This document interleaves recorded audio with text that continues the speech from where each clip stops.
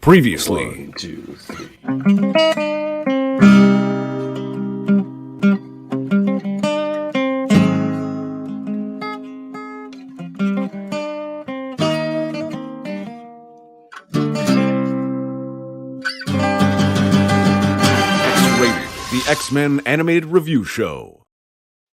The images you're about to see may be disturbing. Perfect. Very, very true. Welcome to X-Rated, the X-Men animated review show. They be busy doing a bit of renovating since Gamut's last visit.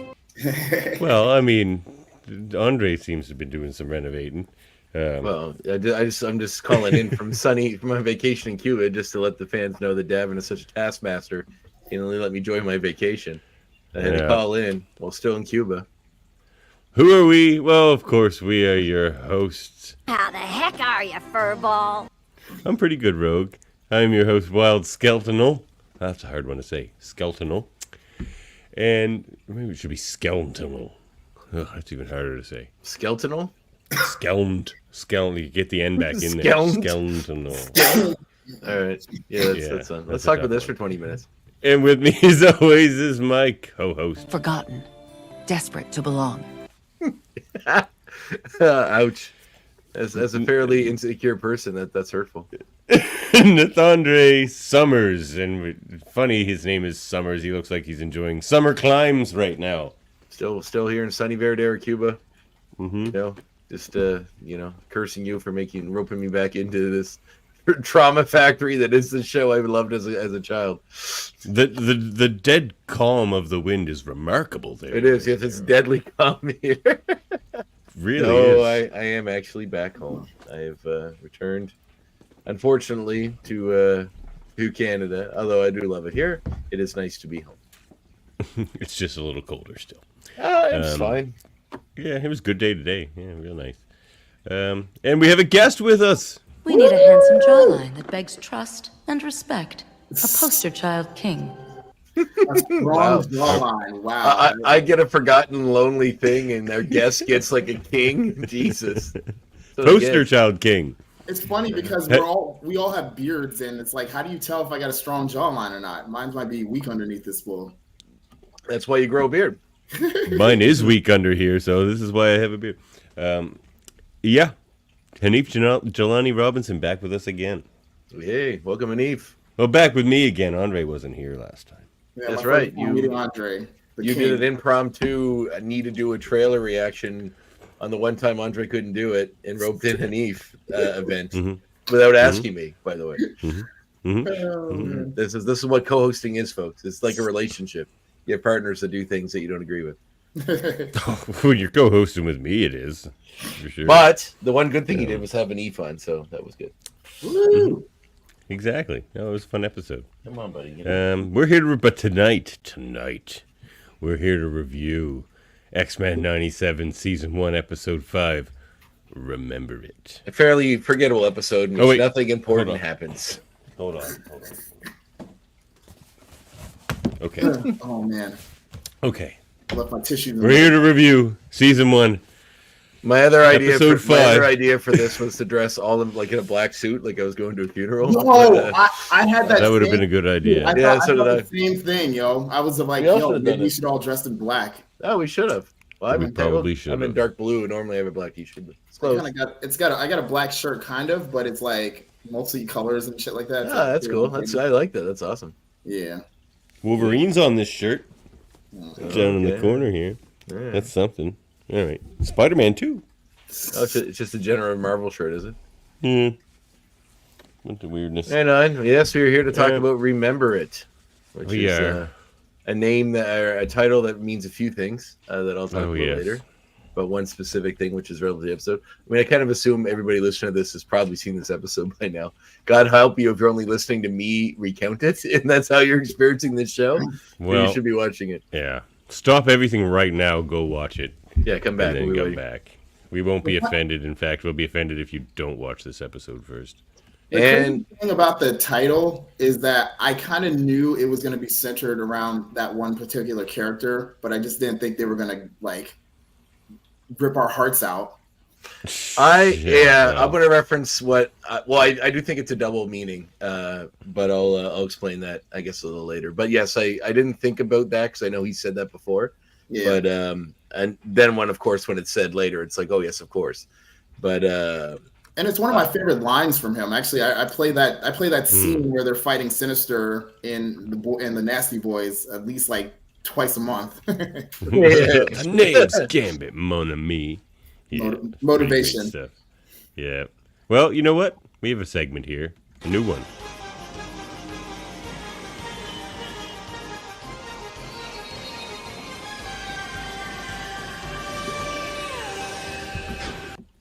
Collections. Oh boy. With Hanif. Yo. Because Hanif is a collector of fine things. Fine things. Well, yes, including things like this. Oh boy. There it is. That was my dinky little attempt right there. Look at that. I finally got me a hold of some stands, and I was like, "Ooh, I know what I can Look at this one. Ooh. I didn't tell Hanif I was going to do this, but these are great. So once thing's in my hands, I think Hanif should have fully committed and painted Wolverine's claws pink for that other pose. Ruin your figure just to do that one gag. That's awesome. They look beautiful, dude. Look at this. Oh, what? Ooh, I like that. Yeah, I know, right? Oh, man. You know what? No, I should take that logo down. Hold on, I feel like basic action figures are so expensive nowadays that I don't really buy them. I'll buy the occasional statue, but like those ones are super nice. So they were like $50 each or something. They're not cheap, actually, the 97 line was still fairly cheap. I got them for like 24, 25. No, those are you in America? Huh? Are you in the States? Yeah. That's why. And I'm one of those types that I will buy new, used, out of the package. I actually bought a couple from like up in your neck of the woods. Oh, really? Yes, like some people like. I mean, I don't know what the exchange. I don't know the exact exchange rate up there in Canada for our U.S. dollar to you guys, but I think I purchased one of the figures. I forgot which one.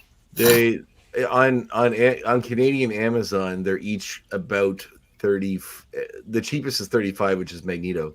Yeah. The most expensive is about 45, 46 per figure. Yeah. And it's funny because Wolverine and Rogue are damn near sold out. Like you go on the Hasbro website, you go on Amazon, you go on everywhere, and they're either sold out or they hike the price up like really high. Oh yeah. The Executioner is fucking Look at that glorious Storm though. Yeah, Executioner's cool too.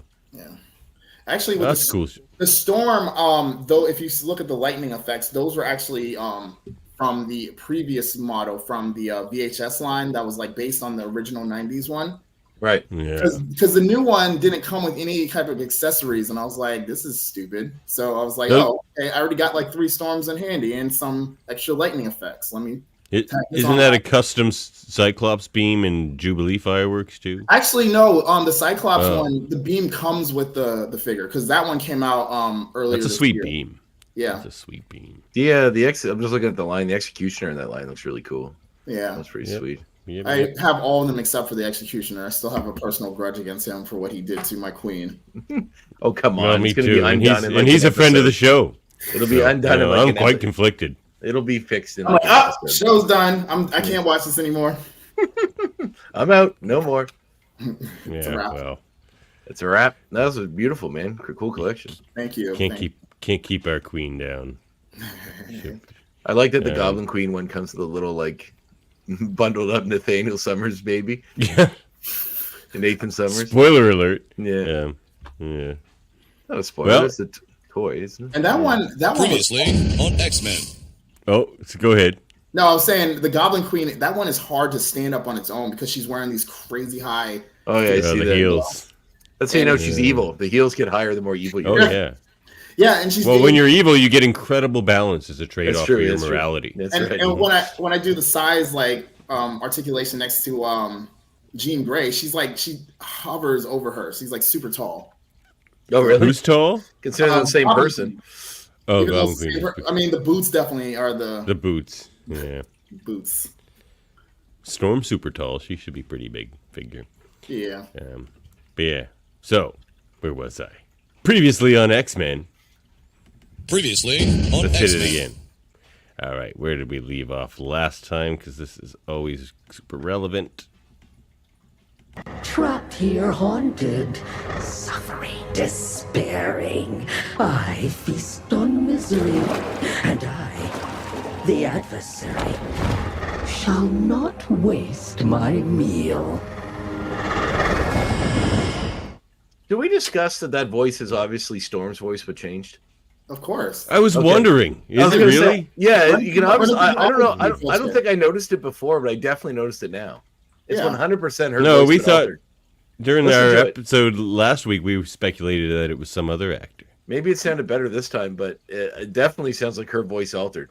Yeah, because you looked at somebody's IMDb and you're like, now I think it's just her voice altered and she did something else. Yeah, they probably ran it through like one of those like auto tune thingamajiggers or like it's like Kanye West in it. It sounds really good. Ryan says it's Allison. I'll take Ryan's word for it. Oh, you don't believe me, but Ryan comes in, you'd buy him. Me and Hanif don't matter, but old Ryan Jablonski apparently is. I tried saying it last week. Somebody say. Look, Ryan Jablonski is a man of high moral caliber. Oh, what are we, scumbags? You hear it? I mean, you hear what he thinks of us? Nothing but grade A scumbags. Are hiding your chins beneath beards. Nothing can be trusted. Yeah, but you're hiding your head. Yeah, you're hiding your chin and your head beneath hair. So we have less to hide than you do, my friend. I don't know about you, but I'm a mall baby who likes chili fries. Exactly. I too am a baby of the mall variety. It's like true. The basicest way to say that. It was a pre-record last week, but we're back, and it's good to be back live. I much prefer it this way, but Andre had to go to see some sunny climes. Yeah, and every once in a while, because we all have real lives, one of us might have to do something. So if that's the case, well, one of us has a real life. We can alter our format to accommodate because we're not beholden to the algorithm, right, Davin? No, not the algorithm. I said we're beholden to the X-Goons. Well, they can still enjoy an episode they can't comment on every once in a while. And I hope they did. I hope they did. I hope they would appreciate that we all have lives we like to live sometime. But we are very happy to be here. They do not, sir. Fuck you. Do the show 24/7. Don't pay your bills and don't enjoy your life. I mean, enjoy the show, but don't enjoy anything else. Ryan hopes it was a great trip. It was. I had a really good time. Yeah. Davin didn't bother asking about it, as you'll notice, because he doesn't care about me or my life. And remarkably, didn't suntan at all. I did It's actually quite shocking. I did actually. I like feeling going on over here. I'm a slightly darker. I burned up. Well, I did wear sunscreen because I'm pale, but yeah, it was fun. I had a really good time. I'm a landscaper. I haven't worn sunscreen in like 20 years. Well, you should. That skin cancer will get you, buddy. Right. Wow. Hope not.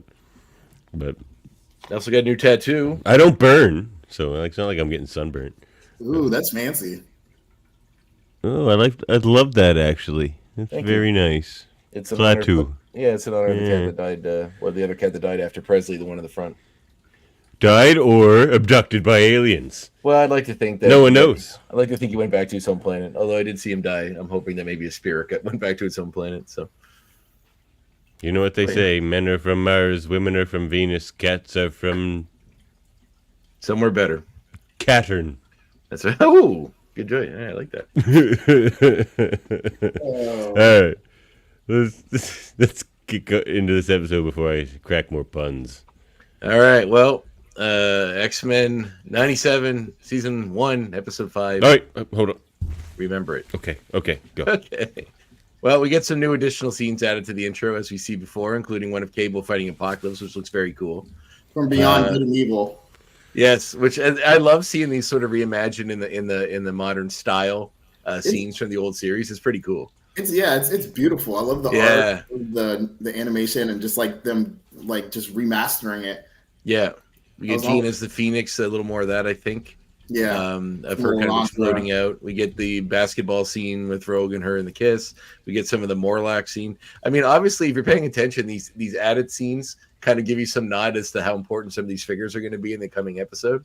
Because, obviously, Cable now being in it means Cable's going to show up. Also, seeing Callisto briefly with fighting Storm with the lights with Darth, which looks very much like Darth Maul's lightsaber in this particular version, which I know we commented about before. Obviously, means she's going to be relevant again. We did get the Genosha scene with Nightcrawler and Gambit fighting, which is pretty cool. I feel like some of these scenes might be like, you know how like in Rick and Morty, they always in the opening they always tease like clips, some reels, some not real. Up in the show, and you're like, wait, what happened to that one where the big alien is chasing them? Yeah, I feel like they're gonna have to save that one for the last episode or something. Or like Cthulhu's chasing them, and they have like a baby Cthulhu. Yeah. Because they do that. Usually they're all scenes from that season, but then there's a bunch of mixed in that aren't on the show. Yeah. So it's kind of fun to try. Sometimes you'll see one that you'll be like, okay, that's definitely not going to be this season, and then it is. So, it's kind of nice that they surprise you that way. And I like how they kind of keep it relevant as far as like who's on the roster at the current moment, because they removed Storm, they took Bishop out because he's in the future. Yeah. And then, so you're basically with who's left on the team at the moment. Was Storm removed from the credits? Yeah. She was removed after episode 2. Shit, I didn't notice that. Yep. Crazy. Yeah. Disrespectful. And I almost rioted. She's coming back. Seriously. Come on. They're not gonna. I mean, Disney's trying to, appeal to the old fans and also tick a lot of boxes when it comes to the classic characters with the new, and also representing all kinds of people. So I don't think they're going to give it a Storm. Yeah. Come on. Well, I've also read the comics and know that there's a Life Death Part 2 coming. So I'm not. Well, yeah, 100%. You think that's the end of her story? We never see Storm again after the cliffhanger at the end of the last episode. That's it. She's just confronted by the adversary. What how that adversary thing went? Yeah, she's killed by the adversary off panel. We never see her again. So long, Storm. You shall be missed. Yeah, she would. Well, we see return of Trish Tilby. Trish Tilby. I didn't realize she was in the original series. I was just watching Graduation Day with my brother to catch him up to speed, and I saw Trisha in the beginning. I was like, oh, she was there. She's been peppered a little bit throughout the series, but we here and there. But we really made fun of one time. She's like, "I'm Trish Tilby." It's almost like the way Matt Berry talks on What We Do in the Shadows. Which is amazing. This is how we talk in Arizona. So we see that so now, which we used to always question before, I believe the world knew Professor X was a mutant, and that the school had X-Men at it. Davin and X-Men Dan both disagree. I think it was X-Men Dan both disagreed with me, saying that there's on the fence on that one. It's obvious this episode. Oh well, yeah, like after Gyrick basically outed him and killed him. But I mean, I feel like as of the last episode, I feel like certain like Robert Kelly when he was a president and he was working with them in the OG season. I feel like he might have known that Xavier was a mutant, but kept it on the hush hush. I think like certain I agree. No, but you guys all disagreed that they even knew that the school was where the X-Men were. Like you thought it was Xavier. They didn't even know the mutant. Like that Xavier's a regular human helping out mutants at the school, and it didn't have anything to do. The general public for sure. Yeah, but I agree that like Senator Kelly probably knew it. Like anyone who's sending Sentinels after them probably knows who they are. I mean, the way Troby's talking, it's not a surprise that they're all here. It's just an in-depth. It's more of a talk. It's more. There has been a bit of a time lapse. Yeah, I agree, but I don't know. I feel like it's a pretty big thing to have been revealed. It is. But we'll see. It doesn't. But that's why there's the expose as well, probably because it is this new thing, and it's just like here, introduce yourself. It doesn't. She even says that to Cyclops. She's like, "This is your chance to introduce yourself to the world." So this is like their first attempt. Yeah, but this is the first time she's got to talk to them about them, not necessarily that they didn't know they were there. Talking about that would be a pretty narcissistic as a journalist. No. I meant the first time that that the X-Men she's interviewing them individually. I do believe the world knew that they were there before. They just never had a one-on-one talk with them. This is the first time they've done that. So, but anyway, we'll see. Yeah, I agree. Doesn't really. No, I agree with that. I don't think that was like an unveiling of Cyclops. No, I agree. Like it's clear the world even knows that the X-Men have saved their ass more than once at this point. Like, because he even references it. He's just like, "Look, we've saved you before," and she doesn't question it. She's just like, "What? When?" Like, it's common knowledge, I think, that the X-Men have saved them from like apocalypse and like other big threats that were probably pretty hard to hide even before cell phones. Yeah. Yeah. Well, We see Beast being interviewed first. He's in a lovely little Southern gentleman type outfit, and he blushes, which is cute when she gives him a compliment. And blue blushes too, my dear. She also mentions where the school is, which I think we've talked about a few times, where she says Westchester, which is in New York State. Yeah. So, yeah. Well, we knew that anyway. Well, you know, when I was a kid, one of the few X-Men or Fox channels I used to get through those rabbit ears was Westchester, New York. So it's kind of a nice. That was Rochester. Sorry, thank you, Rochester. I got the same one. There's a Westchester and a Rochester. That's confusing. Americans. Rochester and Rochester, yeah. Yeah. So we have a Chester and a Colchester. They're pretty far away, though. They're not the same community. Neither is Rochester and Westchester. Colchester's a county, and Chester's like a place. Ow. Lebowski. So anyway, then we see her interviewing Jubilee, who's talking about how the school is more hands-on. And they... I had that. All right. I actually got that one. More hands-on learning, you know, but with big death machines and vampire dinosaurs. Which takes Trilby back a little bit. You can't tell Jubilee anything because she is the biggest rat. I love her. Yeah, definitely. I love her, but that girl I love her too. Not keep a secret to save her life. She's like, we almost die on a regular basis, including the children. But we're safe, we promise. She'd be surprised you were pissed off about it. She'd be like, what? Oh, were we not supposed to talk about that? They got some B-roll footage of, like, you know, some of the X-Men going about their day-to-day lives, like Cyclops taking off some kind of weird visor, putting on his regular glasses. He shows them playing Morphin, Wolverine playing basketball, Jubilee and Sunspot watching a movie. You know, we see some Cyclops, and it's funny how it's like B-roll for a TV show, but it also is cut like an episode of a TV show. Like we see Beast like being upset that something's not going right with his experiment. We also see like Jean and Scott being very cold to each other. Like they're standing on opposite directions in the kitchen. And they even have a camera from the outside of the window looking in, so you can see her face while she's doing the dishes. Like, which is like she's just standing there doing the dishes, and a documentary guy's going by the window with the camera, and she's not reacting. She's just looking down at the dishes. So earlier this afternoon, they dropped a promo, and they kind of fashioned it like a oh, I saw that. The days of you sent me that. The days of our future past instead of like days of our lives. Oh, that's and cute. they like put the sappy music, and you had her. She was like, "Do you love her?" Yeah, I'll post that on the page tonight. I just wanted to do the episode first. So Trilby mentions that all of this to better get to know the X-Men is on the heels of the fact that the UN is getting prepared to welcome the nation of Genosha into its its ranks. Mm-hmm. I just remembered another X point, which is crazy because like I'm actually pretty familiar with those criteria with the whole Ukraine thing and everything in Sweden and everybody trying to get in or getting in lately, and they don't meet the criteria at all. Genosha, it's just a newly formed nation. Like newly formed nations don't get into the UN. But I mean, when you're newly formed, oh no, I'm thinking of NATO. Oh. I was gonna say when your newly formed nation consists of a couple million of different like mutants with like the ability to like literally crush a city or like shoot beams out of their eyes or. Well, actually, Davin, what you said is actually incredibly important and relevant to this. It was one of my X points, but I think I got so many I don't need it. We'll get to it when we get to it. But the NATO comment you just made is important for later. Mm-hmm. So anyway, we see some of the X-Men, Rogue, Magneto, and Gambit. On hand, which is obviously the love triangle we got going on right now. So it's fun that we sent them all together. He volunteered because of that mission. Probably so, yes. And they even mentioned it. Yes, and we see Magneto. Gambit given like some side comments about the trip. Magneto says for him to be careful because if this new Blackbird something happens to it, that Rogue and him can fly and Gambit cannot. So he is relying on them. Love stating the obvious. They churned out a new Blackbird pretty quick. Well, they got Beast on it. Yeah, and I would imagine like the X Mansion has some kind of like AI technology before. Obviously, this is '97, but I'm sure Beast came up with something. The Danger Room.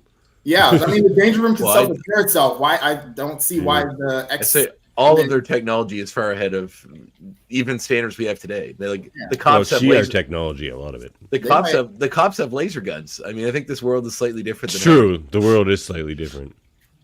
So they were forced to have laser guns by the censors. I know, but they still have them. This world is, whatever reason they do or don't, this is not our world. It is a different world. It is similar but different. Or even like there's also mutants there. Or even like Dr. Cooper and like his or their government contacts probably like shelled out a new one for them because since they're working so close together. But I'm still on the they have technology at the mansion that can literally self-repair Blackbird. Well, they mentioned it's a new one, so I'm guessing the old one remains destroyed. Yeah. Well, there wasn't much left of that.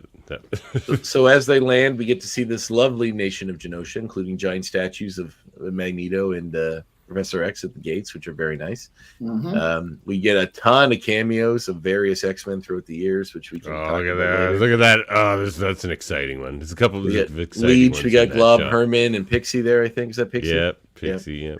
I don't know. I'm not sure who that taller person It might be is. Angel, but I'm not sure. No, it's not Angel. Maybe Oyo. I have a list of every single. So do I actually too, but we can. Oh, really? Can say that for a little later. But we see obviously all the advertising is meant towards mutants. They have like beauty places that are talking about nails and scales and horns. So it's not just about the normal stuff. $14 bananas or some shit like that. Like the prices are pretty steep. Well, that is why I was good. That was going to be one of my X points, which I will talk about now because I think I have enough. So you mentioned NATO, the North American Trade Organization, which they can't be into as a new nation. The treaty organization, sorry. But because of that and other things like that, that limits your trade with other nations if you're establishing one. I just came from Cuba where they have a real problem with getting some items because they have a trade embargo with the United States. Yeah. And their biggest trade partner is Russia, who obviously is at war and having issues of their own right now. So, the fact that that's why things are pricey. They don't have a very well all the trade stuff set up yet because they are a new nation. Yeah. So it's funny that you mentioned that because that's a point I was going to make later. Mm-hmm. Interesting. So we see all kinds of fun stuff. We see like mutants using their powers to make ice cream for like Leech. So I heard a rumor. Somebody said that could be Bobby Drake. It does kind of look like him, actually. Yeah, it really does. Yeah. And I was like, that's something that he would do. He'd be like the. That's something he would do. But he can't make ice cream. I don't know if the Bobby Drake. He can make a snow cone. Yeah. Well, it's funny. I saw a meme about that recently, which I don't want to get too far into that since we're talking about this episode.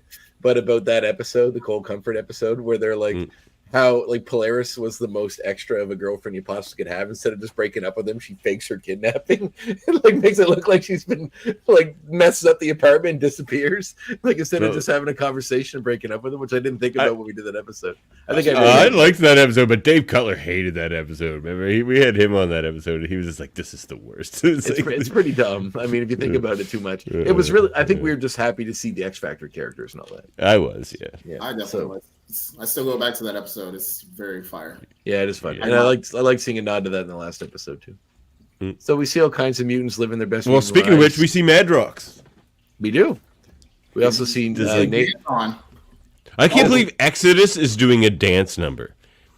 Exodus is there doing a dance number. Yeah, we see Nature Girl. I'm just happy seeing Glob Herman. I was pretty happy about that. Me too.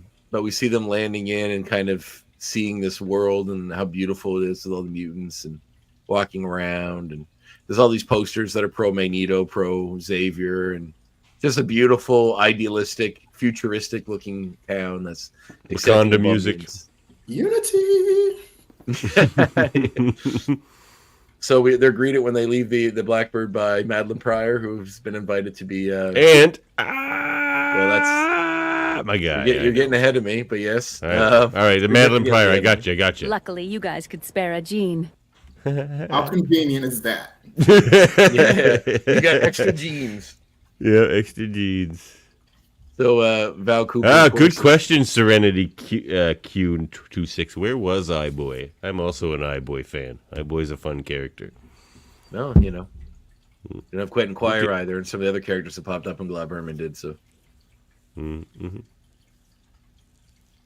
And this is the point where Magneto says that Gambit insisted on coming when he heard Rogue agreed to accompany him. So this is where we get that little fun nod.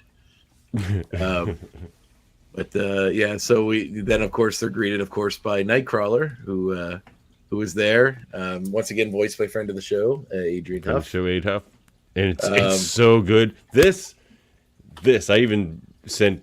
I was his accent seems more playful and deeper than it was before. It's perfect. Yeah, because this is the first time we actually seen Nightcrawler actually not like fear of his life or like going on some exotic mystery to find his mother. He's actually like living his best life. Yeah, I agree. He seems a lot more playful, which is the kind of Magneto or the kind of Nightcrawler that I like to see. So yeah, it's like when Nightcrawler was Spider-Man briefly in the comics, like that fun time.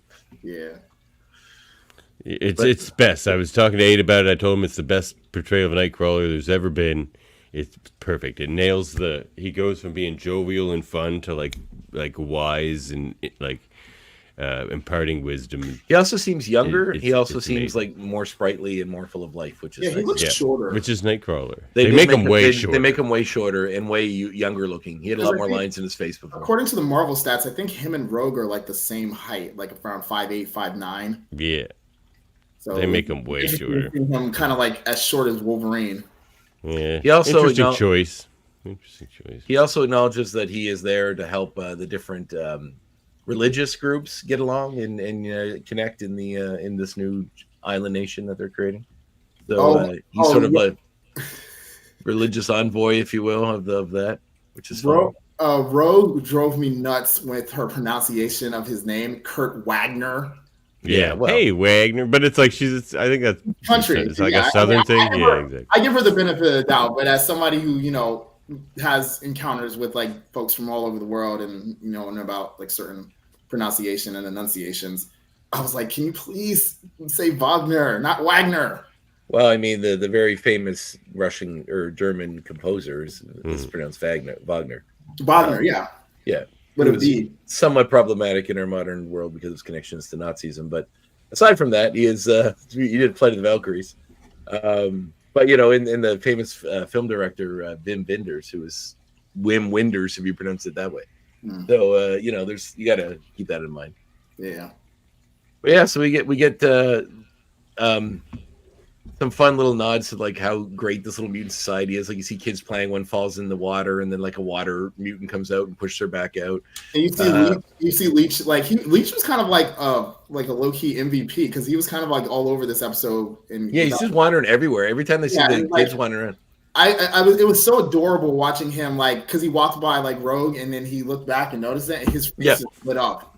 Yeah, and then Pixie had to go take him away. Well, he didn't. I thought he didn't look that happy. I thought he looked distrustful. No. When he saw Rogue a little bit. Yeah, he walked by and he noticed her, but he didn't seem like, I don't know. Oh, no. Like you actually have to, he paused for a second and then he like his face like lit up with so much joy and. Okay, because I guess so, because he actually does believe in the X-Men. But there's a line later that is even more tragic when it comes to this, but. Yeah, the more. We'll see. So, we see Rogue says, "Oh my God!" Everything around us would not have been possible without the work of the X-Men.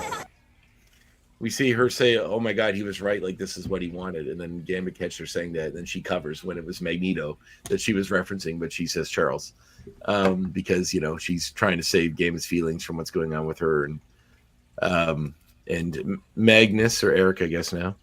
And we see someone calls him Magnus in this episode, though. Actually, he is Magnus, isn't he? No, they call him Eric in this. Yeah, Rogue calls him Eric. Rogue calls him Eric. Didn't Moira call him? Is his last name Magnus in this show in the country? No, it's his middle name. Lensher. Eric Magnus Lensher. Was it Lensher in this show before? Yeah. It was on. They never talked about it. I don't think in the show. Yeah, they had whatchamacallit, when it was the Sanctuary Part 2, when Professor X had like the memorial for Magneto passing, and he said his full name. Okay. After he was ejected from the asteroid. Okay. Well, maybe he goes by Magnus sometimes. Maybe this is where Gambit notices that apples are $10 each, where he makes a comment about how pricey. Be right back. You guys keep going. Daddy's charging high rent high. Yeah.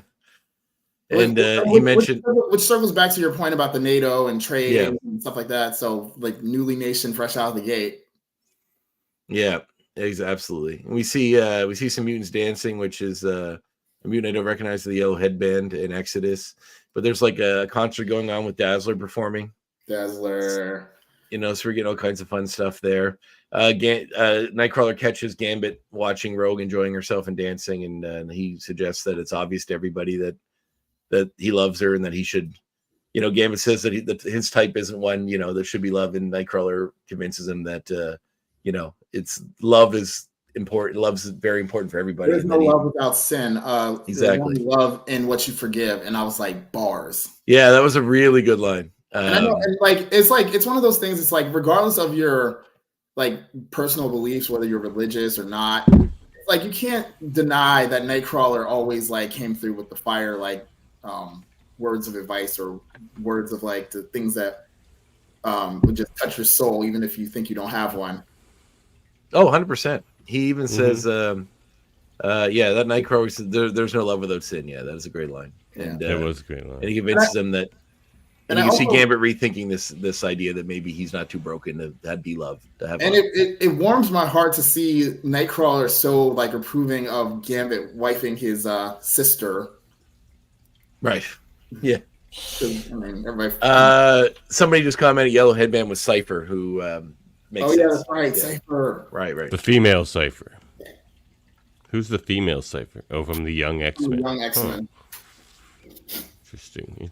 We do see cut back to Trilby interviewing the X-Men. She's talking to Cyclops, who's given a kind of canned answer about being the leader of the X-Men, and then she mentions that his glasses are giving off a glare, and if he can take them off, and he says he can't.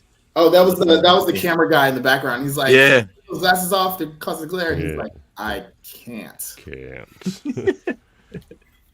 And then, of course, Trilby brings up his relationship with Jean.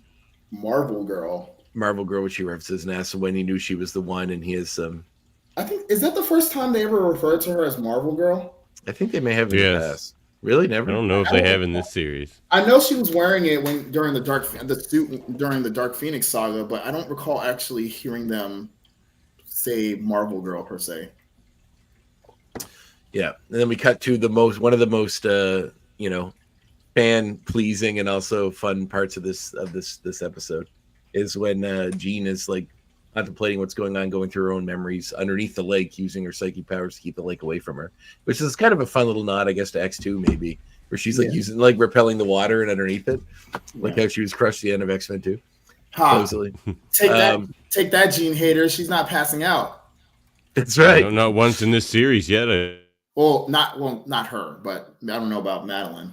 She was in a coma for years, so in a way, she was passed out for a long time. No, I'm kidding. So anyway, Wolverine is going to talk to her. She says she's trying to work through her psychic powers to go through her old memories and come up with them. And she mentions that some of the faces, putting the faces to the memories, and Wolverine has that line that you played earlier about this busted face and changed 100 years. Yeah. And she you can see her trying to remember everything but having trouble with it, and Cyclops and this and that. At the same time, we kind of cutting back and forth where Cyclops is talking about when he met Jean. I gave him up because you can't say thank you, because I have to stomach your questions and prove that I'm a person. Well, damn. Infinitely further than where we're at. But thank you, Dad. Whoops. Do you even listen to what I say? Like, do you just hear me say Cyclops and think I have the Cyclops can part? Because I didn't even get to that part yet. That's a pretty good summation, yeah. Okay, so just you look for keywords then. I'll stop saying. I'll stop saying. Mug ain't changed in 100 years, and you know it. You know this busted mug hasn't changed in 100 years, Andre. So we hear Cyclops talk about how him and Jean met, and how she when they were young kids at the school, and their connection at a young age and all that sort of stuff. And she was going to memories. Logan suggests that she keep on moving and don't get tied up in past memories, because that's a trap that'll pull you back, because he's gone through that a lot, trying to find his own memories and stuff. Mm-hmm. So Wolverine says that there's only ever going to be one of her to him. And then she kisses him, which is a huge thing for the show. That was out of nowhere. Yeah. That was out of nowhere. And you can see, actually, it's cute. There's some really nice animation digs to this because when he says that, you see her blush. They add the color to her cheeks right there, which is really nice. And then she kisses him. Wolverine, of course, opens his eyes and says that she just got confused for a minute to go back to Scott. Yeah, they kind of actually tease it a little bit on Fire Made Flesh when she was when he goes through helping her regain her her memories, and he was like, "Go deeper," and he's like, "You mean that much? I mean that much to you?" And he's like, "More, even more." Yeah. So yeah, agreed, and that's probably a lingering thing that's going on here as well, which is something that. So he said, "You're with Scott. I'm alone. Those are the rules." So it's almost like this is how life has been for him, and he can't accept that it's going to be different. I mean, I applaud his maturity, his growth. I agree. That's why I said Wolverine's growth in the first season to accepting Scott and Jean being together was one of my favorite arcs of that whole series, of the whole series. So by the end of it, he doesn't like it, but he realizes that he's got to be the bigger person, or not bigger person. It's like they're causing trouble. I mean, but, he was still doing a little bit of like bitch ass like for sure.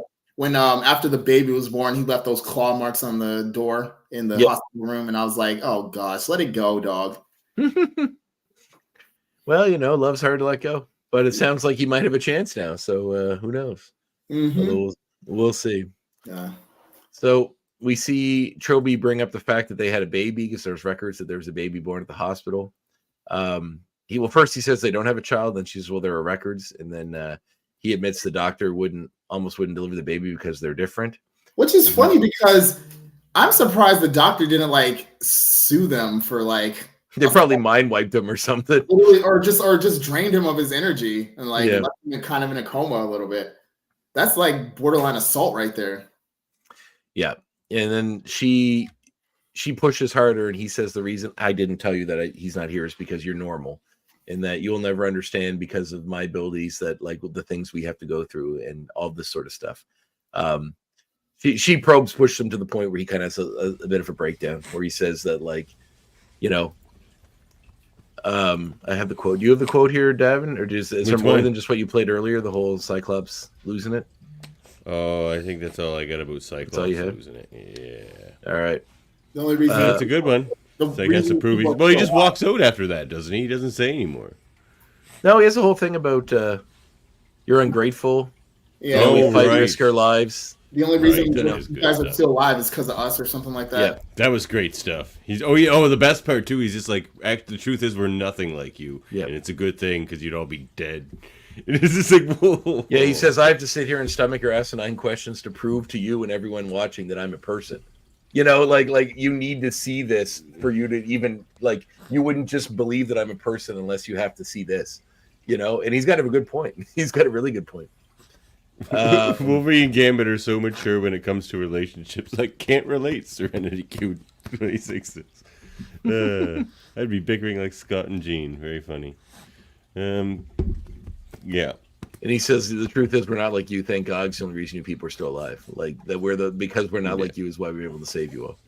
So some great moment. Then he walks out of the interview, So then we get an insight into the ruling class of Genosha, the council, which is basically just the Hellfire Club. It's just like, no, there's more. There's Sebastian Shaw. There's Callisto.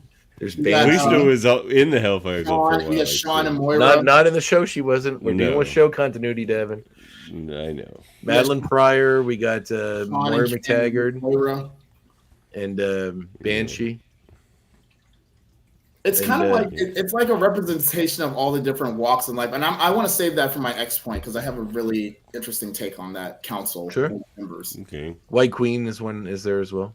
Yeah, but like Gambit's right to not trust this place. If you look at that council, it's like it's the Hellfire Club, and they're trying to court Magneto. It's like, okay, that's who's leading the mutant nation. It's not just the Hellfire Club. I mean, you got like I said, you got Moira McTaggart and Sean Cassidy or Banshee.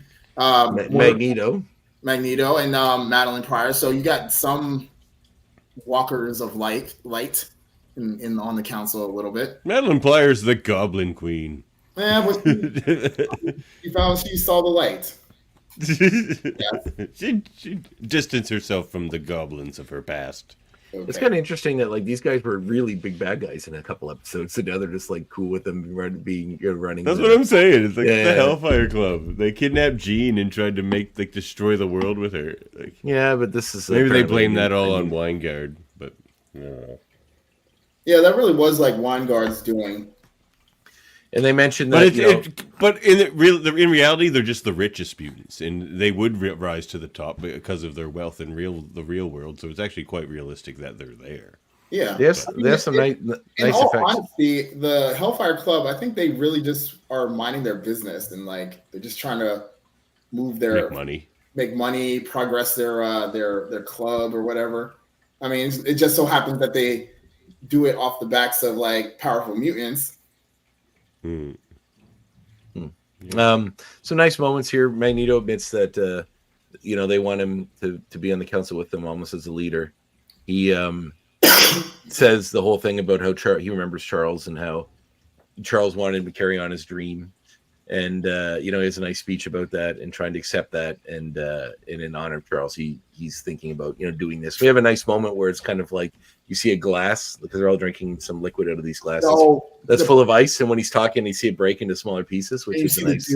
The attention to detail is nuts. I was like, it almost felt like very Tarantino-like, where how he focuses on the little minute thing. You think like, well, the show has proven that the little details matter, and that's something I'm going to bring up later too. Mm-hmm. Yeah. But because the whole Jean Grey hair ponytail thing and like stuff like that all, if you're paying attention and you thought about that, you would have figured some stuff out. Oh, what was that? What was that little shady remark that Emma made against Moira? It's like, what charitable act was it that we allowed a human on the council? Yeah, I love her. She's so shady, but I love it. She was so snarky. She gets Val Cooper with a good line later. Oh yeah. Emma's pretty great in this episode. I hope we see more of her. So we see Rogue freaking out at Magneto because he wants her to be his queen and join him on this, which is why he said he'll do it if she comes with him. Basically, she doesn't necessarily know how to feel about that. Basically, he reaches out and says like, she's threatened to knock him all the way to the North Pole. That's right. Yeah. And then we cut to Scott talking to what we believe is Jean Grey about his feelings about the interview and everything that happened. And tries to get him to she tries to get him to calm down by describing her memories of Nathaniel, or Nate. Do they just call him Nathan, or do they say Nathaniel? I think they just say. I think it's Nathaniel and like the full name, but they call him Nathan Charles Summers. Nathan or Nate. Yeah, so he's Nate's like X-Man. He says a different version depending on what timeline we're getting our X-Man from. Yeah. Sometimes they're a Gray, sometimes they're a Summers. So then, while he's talking about their son, they kiss, and then they're interrupted by the real Jean Grey, and this is a psychic projection apparently between Madeline Pryor and Cyclops. Mm-hmm. And Jean confronts them for having a astral plane affair, I guess. A bit of a dalliance. I guess they're sharing their psychic rapport that Jean thought was sacred between her and Scott. Yes. Well, also the fact that he's just like kissing this other woman, even if it's in his mind, is still. So Madeline gets, which is funny how Madeline can multitask because she's in the middle of this meeting with like the heads of Genosha while she's doing this. Yeah, really. So then she snaps out of it back in Cyclops. She snaps out of it back into the meeting, and they ask her something's wrong. She says, "Sorry, your mind drifted for a bit." And Emma, Emma makes a little nod, like she might know what's going on, which is funny. She wants in on the action. Well, it's kind of funny because the initial comics that instigated this, which it instigated a lot more of this episode later, are Scott's doing this with her instead of Jean, and Jean finds out. So it's kind of like a fun little nod to that. MZ makes a funny point. What do you say? Jean kisses Logan, probes Cyclops' mind, and still gets angry at him. Yeah. Well, basically, Scott, Wolverine told her to go check in with Scott, so she goes to, and that's when she sees this. Yeah, it's true. And maybe this could be the thing that unites them again later if they're going to rectify their relationship, but who knows? Yeah. And then she asks how long it's been happening. He says since Nathan went away, basically about a month. Psychic voyeur. Emma too. Emma smiles like she knows what was going on the whole time. She's just like, "Oh yeah, my mind was just elsewhere." And Like Emma's just like, "It sure was." Cyclops says that she's like, since that he built this life with this other gene and this and like a lot of the things that she has, like the way she's treating it seems like she doesn't love him, just the memory of him, because the him he is now isn't necessarily the him that she's in love with, because she may have missed a lot of growth and a lot of who he is now, which is obviously a troubling thought. But then it's interrupted by psychic flash or something horrible happening, and then we cut to what's about to. So it's kind of a little advanced in time, I think, and then back a hair, in which we see the horrible thing about to happen, which is Gambit. Did I miss this conversation when I was? That's happening right now. We see Gambit getting ready to go out, and then Rogue coming in to talk to him. Do you have some dialogue here that you want to play? Because now would be the time to do it. You light up everything you touch, but never me. Which means he can't give her an orgasm. No, I'm just kidding. Basically, kinda. I mean, that's not wrong. Yeah, it's a pleasant way of saying that. Actually, it's just not the whole story. Yeah. But. Well, basically, she tells him the whole backstory with Magneto. We've been waiting for, which is when which I'm going to make an X point about later. But when her mother Mystique was trying to help her learn about her powers, she introduced her to Magneto, and they had a connection. He seemed so worldly and knew so much about all these things about mutant stuff, and apparently not the guy you want to introduce your young daughter to. A lot of people are accusing Magneto of grooming because of this episode, which is interesting. Bo DeMille actually said no. Yeah, I know. I got that. She was in her 20s, which I was like, okay. Yeah, but Magneto was just in his 40s. No, he's like 40 years older than her. Say, when was the Holocaust? Like, he was born in the 30s. I don't think in the continuity of the show he was in World War II. So what was he? They acknowledged when they talked about how they met that in his country there was some kind of a war, whatever country he's from. They may have. They never say World War II. They never say that he's a Jew specifically, although it is heavily implied in this episode. But the country he's in could be a German country, could be something related to that. I don't know. Well, and he said never again in the old series. Yeah. It's like never again. But it does say there's some kind of internal war in the country he's from, which robbed them, which they never say is World War II. So he could be younger than we expect. But, he definitely, because at this point, say he was a teenager in the 40s, he would have been in the 90s. It would have been, 50 years later. So roughly, so he would definitely be like 60s, no, 65. Maybe he ages differently, but I don't think he's supposed to be that old in this show. But that's just basically she tells him the whole story, and then how because of Magneto's abilities, they're able to touch, and his magnetic powers protected them, and that's they had a relationship back then. But then when she connected with the X-Men, he encouraged her to go be with them because the way she saw the world was more closer to what they did than what he did. So there's tenderness there. He's saying like you'll fly higher with them than you will with me. You'll get to be yourself more than you will with me. And then Gambit basically tells her his feelings for her and that he loves her, and she says that she can't touch him. And he says that there's more to love. There's things that are deeper. Very dramatic scene. Deeper than skin, he says. And did you notice the last card that he threw into the fire? Oh no, I did not. Queen of Hearts, wasn't it? Queen of Hearts. Yeah, nice.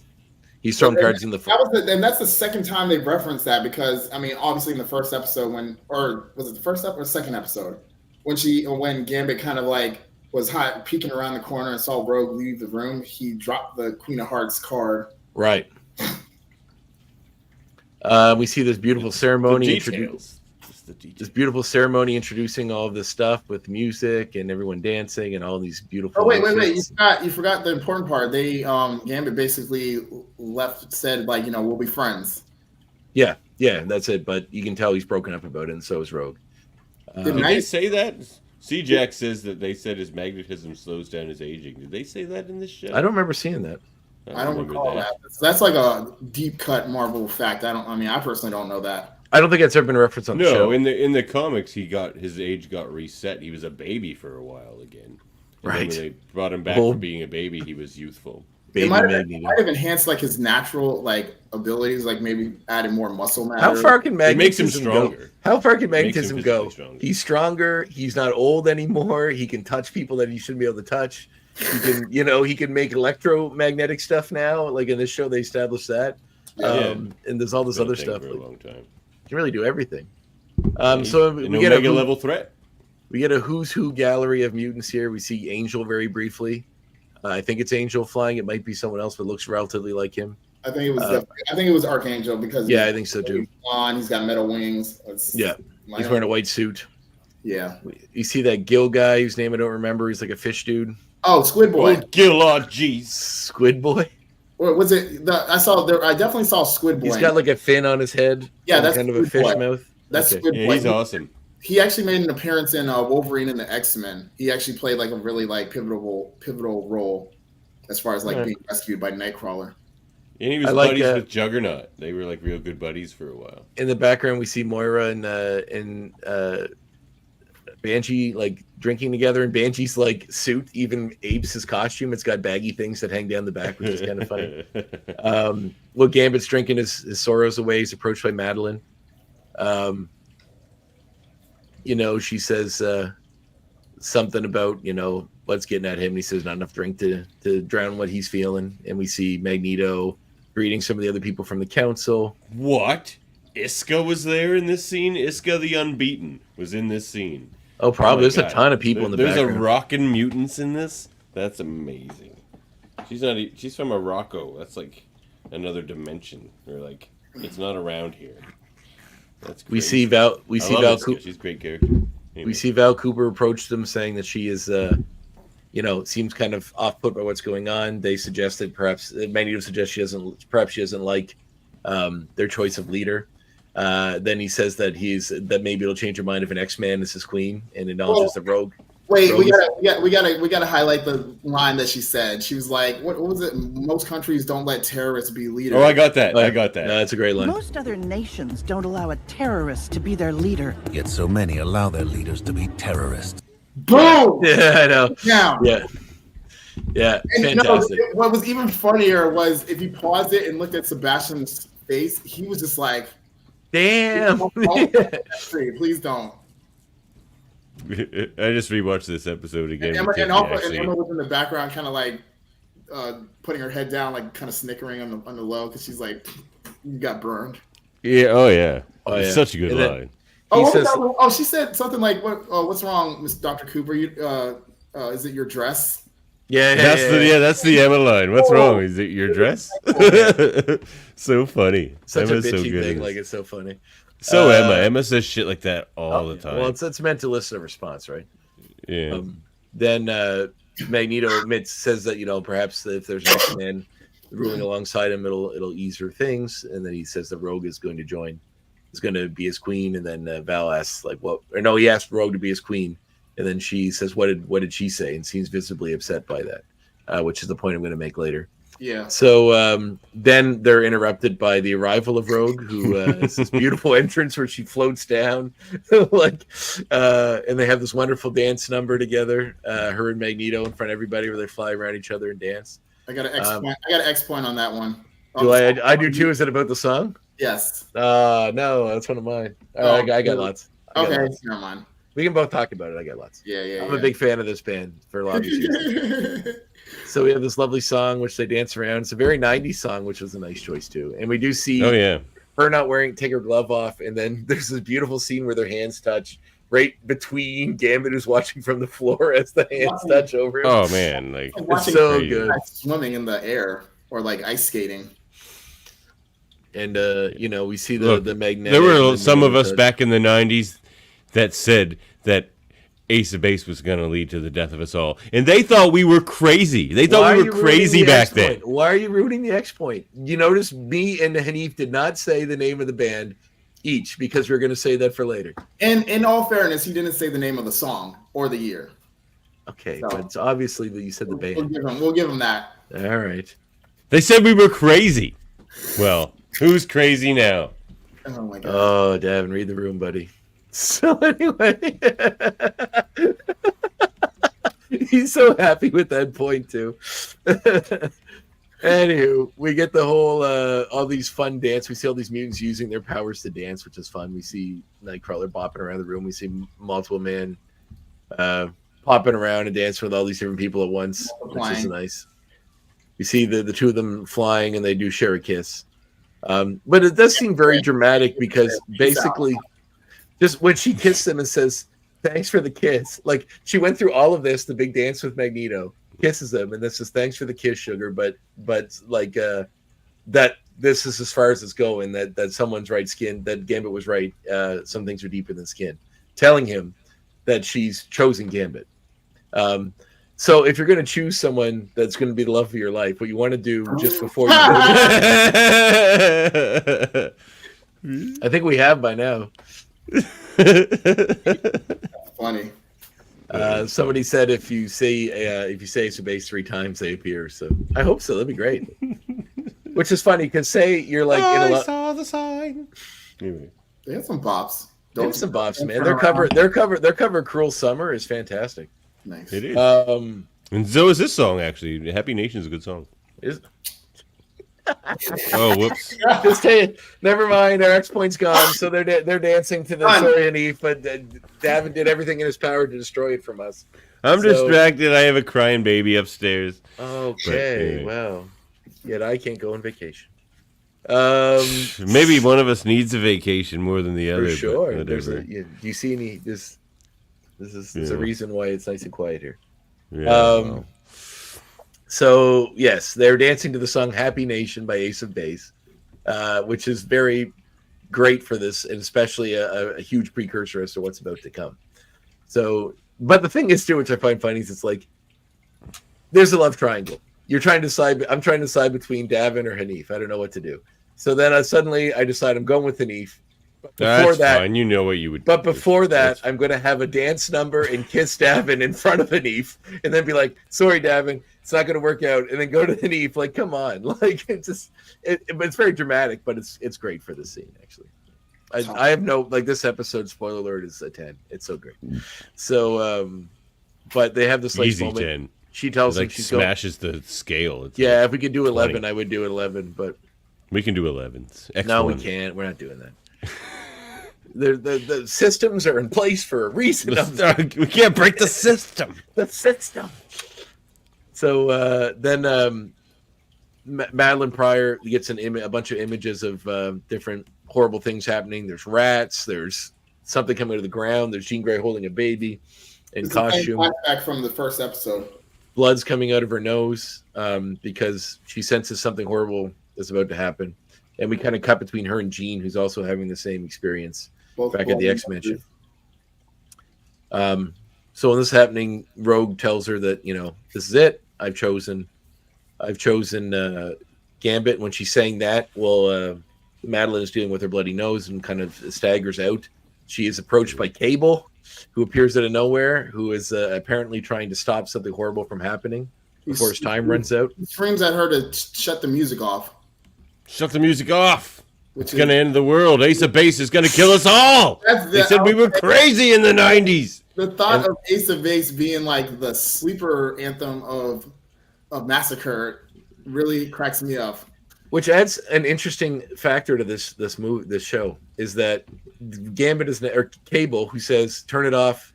They're coming. You're all going to die." Then he's coming is what he says actually. Does he? Yeah, he says he's coming. He's coming. Or like who? Yeah, we're like who? He's not referring to the Wild Sentinel as he. I can't imagine. So he must be talking about whoever. He says, "Kill the music." I'm listening to it right now. You have to get everyone out now. He's coming. Yep. Then his cube says, "Slide imminent." He says, "No, I'm sorry, Mom, not again." And she recognizes him as Nathan. She can tell by his eyes. She says, "Your eyes, you made it." It's a beautiful mother's intuition. It is a beautiful moment, but then he's time slips back.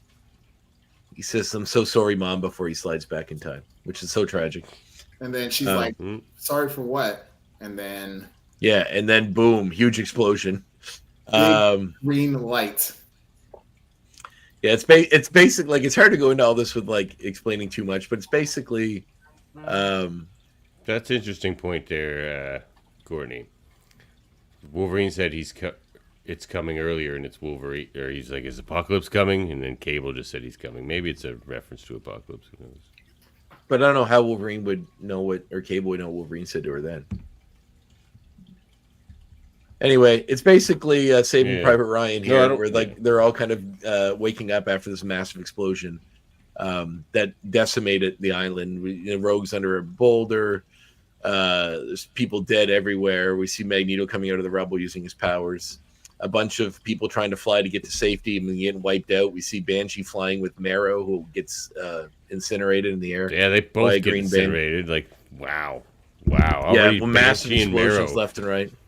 And through the shadow, we see what's doing this is his giant sentinel, like a tri-sentinel with the 3 heads. The Wild Sentinel.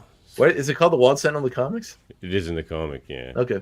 But it was also called a tri-sentinel too. That's what I thought. I thought the tri-sentinel was the tri-sentinel is a different thing. It's just a sentinel with 3 heads, like a normal sentinel with 3 heads. Okay.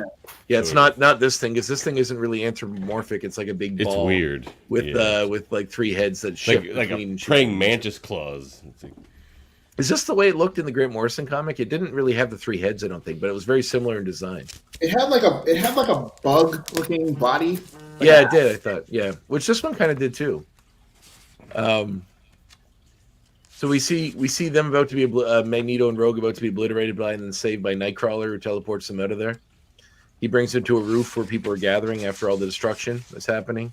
Nightcrawler some of the blast. He looked like he got injured, but yeah, he's hurt, but he's alive, but he's hurt. Yeah. He's lying there. He gets him out, but just barely. Rogue goes to touch him to see if he's okay, and then realizes she can't. She's not wearing gloves. He's like, "Oh, wait, that." What? We have something to say? I think he's looking. He's pulling out the Wild Sentinel. He can bring it up when he gets to it. All right. So they're talking about how many people died, and he says too many. Gambit says so many, and we see a bunch of the bodies. We see Madeline Pryor's dead. We see Sebastian Shaw's dead. We see Moira McTaggart's dead. We see Squid Boy's dead, the one you mentioned earlier. No, not Squid Boy. We see Callisto's dying. We just see her pupils dilate, her pupil dilate, and showing that she's died.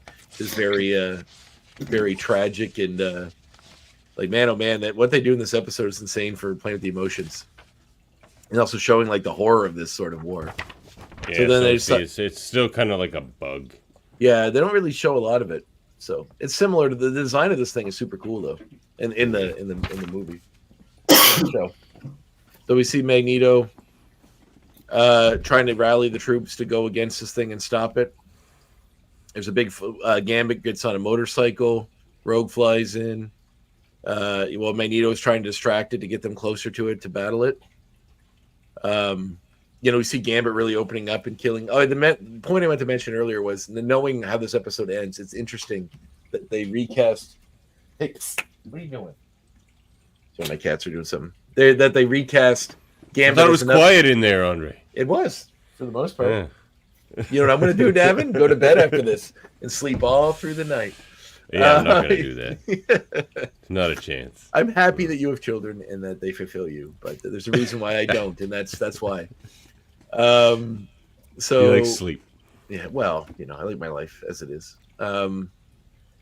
But if something happened to you tragically and I was forced to raise your children, I wouldn't say no, but I wouldn't be happy about it for a while.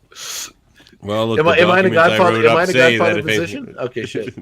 All right. Well, I'll raise her. I might change their names though. To Klaatu, Verata, and Niktu.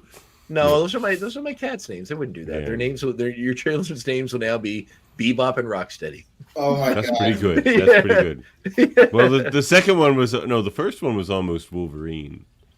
If I got 2 cats together in the future, that's the names I want to name them. But I have to fly past my wife first. When we got Sheba, the gray one, which is wandering behind me there, she had 2 kittens with her, and that's what I called them. But we found a home for them, and I think they renamed them. But anyway, we see these beautiful shots of Gambit. Yeah, so what I was going to say was it's interesting. They recast Gambit. And the voice of Cable is now the voice that Gambit was before, Chris Potter. Because of what happens in this episode, perhaps there's more staying power for one character than another. But we'll see. So I don't think that's it. No, maybe not. But I am interested about that shift. I wonder if this has something to do with it, but we'll see. So we do see a big fight between some of the Sentinels that are all seen very with the what's going, like the X-Men encountering the Sentinels. Gambit's using his powers to fuck them all up really beautifully, which is always funny when like they give this big arc for this character. It's like you see Gambit kill like 9 Sentinels at once when like they had a real trouble with one in like the first season, like 1 or 2 were real. They've tough. been training. Yeah, that's fair enough. They show that in the opening episodes. That's fair. They've had years to figure out how to destroy Sentinels more than they did before. Yeah. So also, are they still made of that that material that plastic? It's not metal. Yeah, that plastic metal? Because I would think that would play a big part. Because they were having some trouble in the last Master Mode episode that was in season 4, I think.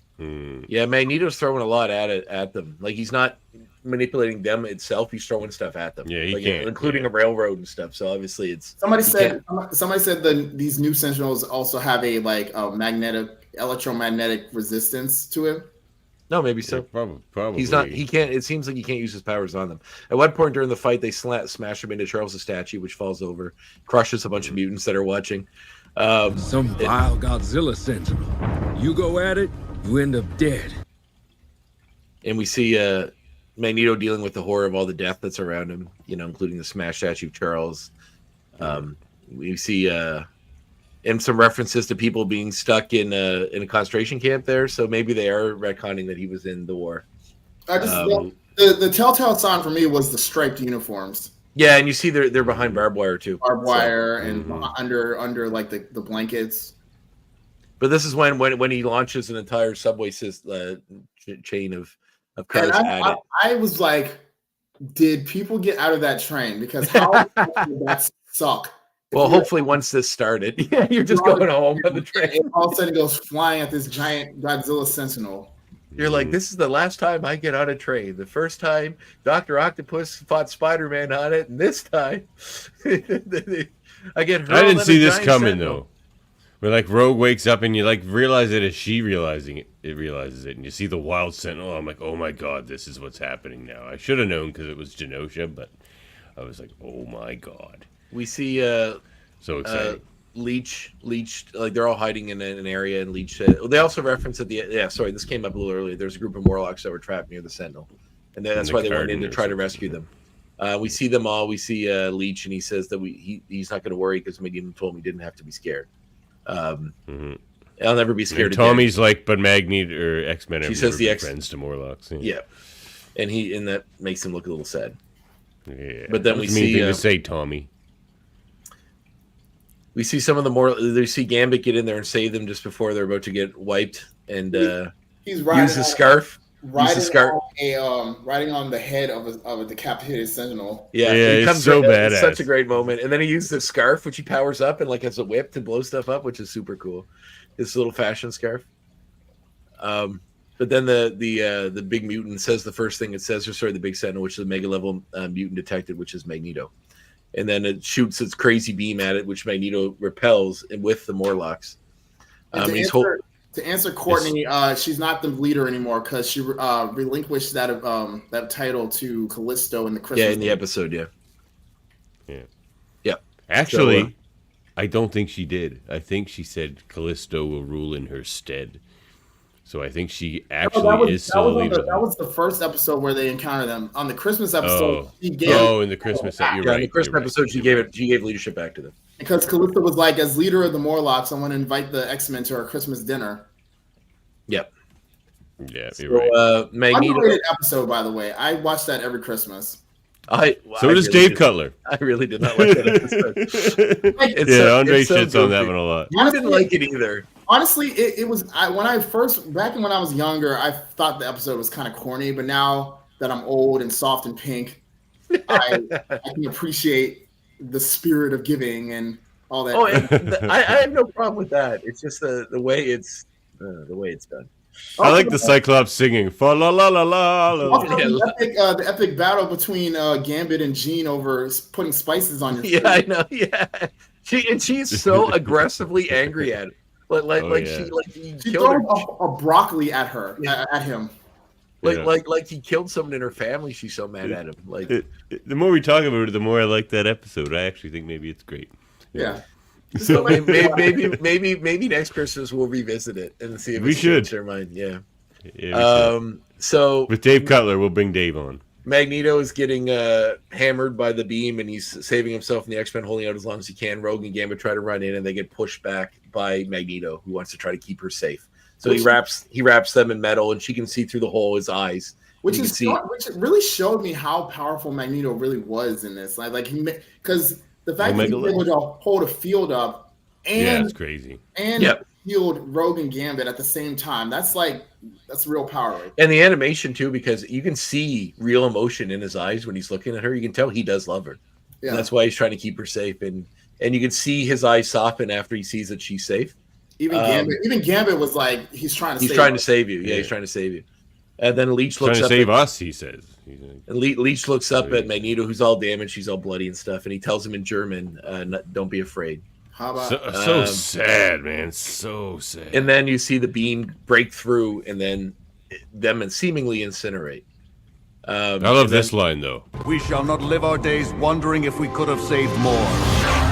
Yeah, it's a great line. I love that line. There's such good writing in the show. I was like, yes! The writing in the show is so fucking good.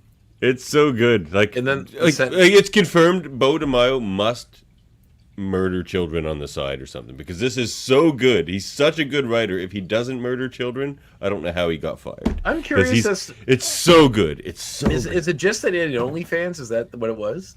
I mean, they haven't announced anything yet. They're not saying anything else. The whole situation is kind of like reminding me of when Disney fired James Gunn. Yeah. And then they realized, oh wait, we might need you for the third one because you're kind of like a genius.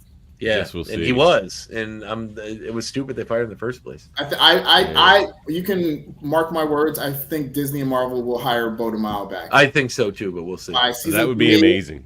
Who cares if he has a fucking OnlyFans? Like, whatever. Adults are the only ones who're supposed to be able to buy those. So the only other thing I heard is maybe he's a bit of a jerk behind the scenes with the other. Oh, maybe so. Stuff, but a guy that apparently, there were some complaints about him on the Witcher show. A guy that looks as good as he does might have an ego. So he's in solid shape and a handsome dude. And I was looking in front of this angle of obviously the writer's strike happened, and he probably couldn't work on anything. So what are you gonna do? Yeah, for sure. Yeah, 100%. I mean, I personally wouldn't do OnlyFans, but that's just me. But no, I don't care I don't care if people do. I don't care if people are prostitutes. Whatever you nobody does, but Disney does. And if you sign on with Disney, they're going to be watching. But it's morality clause. But it's something that's got to shift in our mentality as species. Like, people are sexual beings. If you want to engage in it whatever way you want to, it's your body. Do with it what you want. If you're with engaging consenting adults, who cares? Yeah. I know it is a kid's show, but hopefully there are things put in place to stop kids from going to OnlyFans and looking at. This is definitely not a kid's show. Well, I know. This is a show for us. Disney needs a clean house. Kids will watch it too. Hire him back. I'm also. Yeah, I watched this episode with my 3-year-old today. She loved it. I also do believe that there are a lot. Well, the lights and colors and stuff. Yeah. I do honestly believe, though, that there are a lot of genius writers in this world and a lot of ones that really do love this material. So even if they don't get him back, I'm sure they will find someone that will. I mean, we still have Larry Houston. Yeah, 100%. Yeah, we still got a lot of the writers. They would like a crack at it. I know friends of the show, Bob Skier, would like a crack at it. Probably Len Yulee would take a crack at it. Oh, did you see Brooks Wachtel? I think it was those two. They asked them about directing X-Men live action, and they said that both of them are up for the challenge. So that would be awesome, man. They should. If this show is any limit to how great this is, they should. Kevin Feige really needs to be watching and taking notes, because I'm sure he is. It's all part of the banner. They have this show as fire as it is, and they can't translate it to. Well, let's get this straight. Fox couldn't translate this to the same thing, because they are really bad at doing certain things. Yeah, but that's Fox. I have faith that Marvel will do something good with it. Topher wants a crack. Oh, Toph. So we see give it to Topher. I think this Topher character is a young go-getter. I think we could he'd get in there and make some change. Yeah. So we see Rogue overcome with grief, running at the Sentinel. He just She just smashes that barrier. She's like, "Fuck that." Yeah. And then Gambit charges up the motorcycle, ramps it off, and smashes it into her to get her out of the way, to try to protect her himself as well, because he knows that she won't survive the Sentinel. Literally missed the beam by like a millisecond. Yep. So then Gambit has a huge fight with the Sentinel. Okay, I have I have a problem with this. I don't think anyone on any motorcycle can catch Rogue flying when she's that pissed off. In that, no, it's fine. I mean, she does have Carol Danvers' power, strength, speed, super. I mean, she's fast. Man. He also charged it up with his ability too. So he can charge a bike to make it go faster. Yeah, but the explosion. He did at the end. Well, that's what energy does. It enhances and like increases speed. Like I don't know if it made it faster, but I'm happy to believe that he can catch up with her on a motorcycle. Motorcycle can go pretty fast. Yeah, because anytime he's like in a fight, they say he's like very fast. Yeah. So he comes in to challenge the Sentinel. And stop it before it can do more damage. However, as he's coming in to hit it with his spear, they have like a metal thing that comes out. Oh my god! I don't like hearing it. And it holds him up right in the front with the spear in his side, and he's slumped over. And then it says, "Mutant." What's it say? Unidentified mutant detained or whatever. It was like threat neutralized, and they didn't classify it. It was just like that's right. You're just a threat. We don't then care. you see the spike that's in him start charging up all the way down the spike from his body. Oh yeah. And then the glow reflecting on his face. He looks at him and says, "The name's Gambit." He says, "The name's Gambit. Remember it." And then he charges up the entire Sentinel at once, and it explodes. Which he destroys the unkillable Sentinel. It was amazing. One of the best sacrifices ever. Oh, it was. This is why I'll talk about it in my next point, but we'll talk more. Is Gambit an Omega level mutant, or was he ever? No. But maybe he could have been. Well, here's the thing. He may have been. He got his own powers diminished by Mr. Sinister on purpose because he couldn't control them. That's why he was a marauder. It's in the comics, not in the show. So, I'm sick of your distinctions, Andre. Where do you think all this material's coming from? It is, but like you have to understand. Where do you think this wild Sentinel came from? If it's not established, yes, but they're going to explain where it came from in the continuity of the show. You can't assume that 70 years of continuity or 80 years of comic continuity is all hidden in this show and hasn't been established yet. Well, if we're talking about power sets, the best references we have are the comic books. In the comic books. But in relation to this show, he's never shown power to this level before. But he is dying, so maybe he gives it all and exactly. So this is him giving all of his power at once to but we see the X-Men seeing the horror on TV of what happened. Trish Tilby saying that they're getting all these images from what's happening at Genosha. Cyclops is Beast is overcome with emotion. Cyclops is yelling, "How many are dead?" How many? Damn it! It didn't do much, but did we talk about how like when Magneto was just like whipping the shit out of the Sentinel with a train? Oh yeah, that was we did. You were gone when we were talking about it. Sorry, it's okay. We see some of the people that survived. Glob Herman survived, thank God. Glob Herman did not die. He's quite impervious, actually. So like he looks so cool design wise. Yeah. Pixie's there. Nightcrawler. Pixie could have just teleported away. Like, who's the young black girl with the multicolored hair? I think that's Cypher. That's the Cypher. No, that was different than the Cypher that was dancing with the yellow headband. Oh, it's a different girl. Damn. She's got like red, yellow, blue streaks to her hair. Oh yeah. Oh, and I think I have it. It's got little buns on the side and like bangs in the front. Anyway, if any of the fans want to jump in and let us know. So they're all walking around in the crater and seeing Gambit's dead body and Rogue holding him, and she's crying and touching him with her hands. And then as it cuts to black, you hear her say, "I can't feel you," and then it cuts right to black, goes right to the credits. It's fucking perfect episode. The end. Reporter. She transforms into animals. Okay, I don't know who that character is. Her name's Reporter. Reporter. Is that right? Oh, the girl with the braids. Oh, we also get, and then we see the end credits with the spinning with a really sad piano version of the X-Men theme song. Oh my god! No, hold on. Sugar, I can't feel you.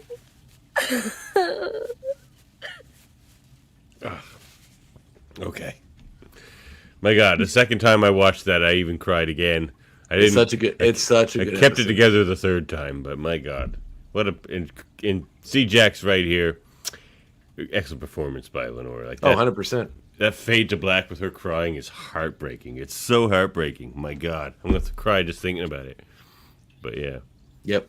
It's a pitch perfect episode. It's fantastic. Oh, it's pitch perfect TV. It's just it was so good. It's so amazing. But let's talk about how good. All right. In our segment, regular segment, of course.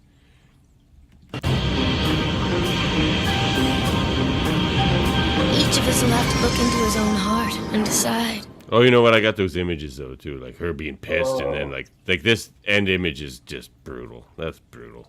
Yeah, it's awesome. Yeah, so good. The show's so fucking good. And look at the you see like the charred remains of the Sentinel or like buildings or something in the background there. Yeah, and half his hair is singed away. It's super cool. Yeah, brutal. But yeah, it's time for some X ratings. We got to look into our hearts and decide. Can we all just agree on the count of three what we're gonna give it? 1, 2, 3. X1. It's fantastic. It's an 11. No, you can't give it an 11, Davin. It's all an X. X. All right. Well, it's the most easy X we've ever given anything. Oh, easy. 100%. Is this the best episode of the show, including the old series? I can say beyond a shadow of a doubt, yes. Yeah, I think it is too. I mean, it does predicate on the fact that we watched the previous show for it to mean as much as it did. Of course. But based on everything, like it's based on emotion and doing something different with the show, innovative, the action sequences, the design of the characters, the design of the Wild Sentinel. It's beautiful episode. 10, easy 10. You can never convince me it's not a 10. Yeah, it's so good. I want to go watch it again. I've already watched it a bunch of times. Just everything. Oh, God, and it's 36 minutes too. Like I love we're getting like extra length on these episodes. Like whatever the story needs, they seem to give it that length. They're not set on any amount of time. That's pretty. But even some of the episodes this season have been longer than the normal thought of length from the original series, because like the original, which was like 22 minutes, 21, 22, and now like these ones are like 27, 28. Like this one's 36. Yeah, it's great. Yeah, I like you said, I like that. I think the last one was quite short, right? The Mojo one. The one Motendo and Life Death Part 1. I think that was quite short, but yeah. 2 half stories, as Andre said. Just 1 second. A plot A and a plot B storyline. Yeah. Interesting choice. It's the most curious choice of the season, other than swapping some of the voice actors around, was like just jamming those 2 stories together. The cats at this game they play where one is trying to get out the door and the other one is on the other side and just batting at each other through the door, and they decided to do that when I'm in a call. Anyway.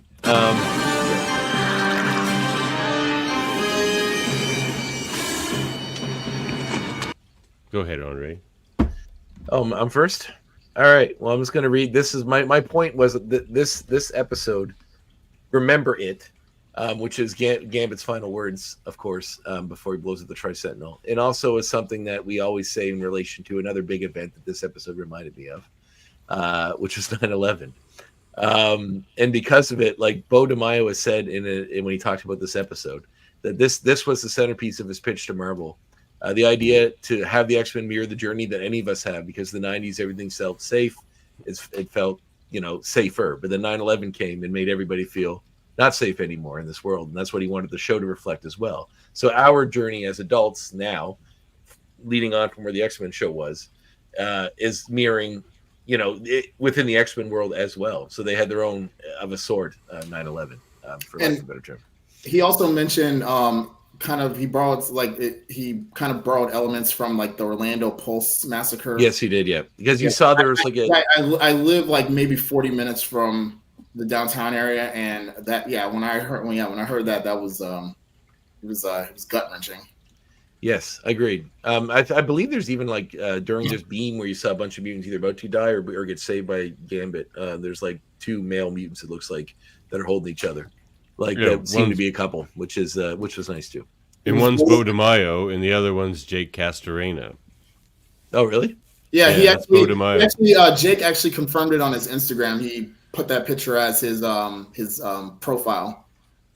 I pictured it right away watching it too. I'm like, oh my god, Bo DeMaio got snuck into this episode. That's crazy because of the firing. I was like, whoa. His exact quote is, "The world was seemingly safer place for us, where a character like Storm could comment and how skin-based racism was quaint in one man's worth." For the most part, to our young be fair, minds, that was Future Storm from a different timeline. The world was a simple place of right and wrong, where questions about identity and social justice had relatively clear-cut answers. He said that perceptions changed for 9/11. Things weren't safe anymore. Grassroots populist movements began to rise around the world as the whole nation struggled to deal with it. And then COVID and other things as well. He said Gambit's whole story was designed in a specific direction to head to this. The crop top, everything was made you to love him. It was all intentional. But events like 9/11, Tulsa, Charlottesville, the Pulse nightclub teach them anything. It's that too many stories are often cut far too short. And he mentions the Pulse stuff as well. You're in Orlando, are you, Hanif? I live in Claremont, which is like 20 minutes outside Orlando, but the downtown area scene is like about 40, 45 from me. Oh, okay. So, yeah, I was getting mad texts when that unfortunate incident happened, and it was scary.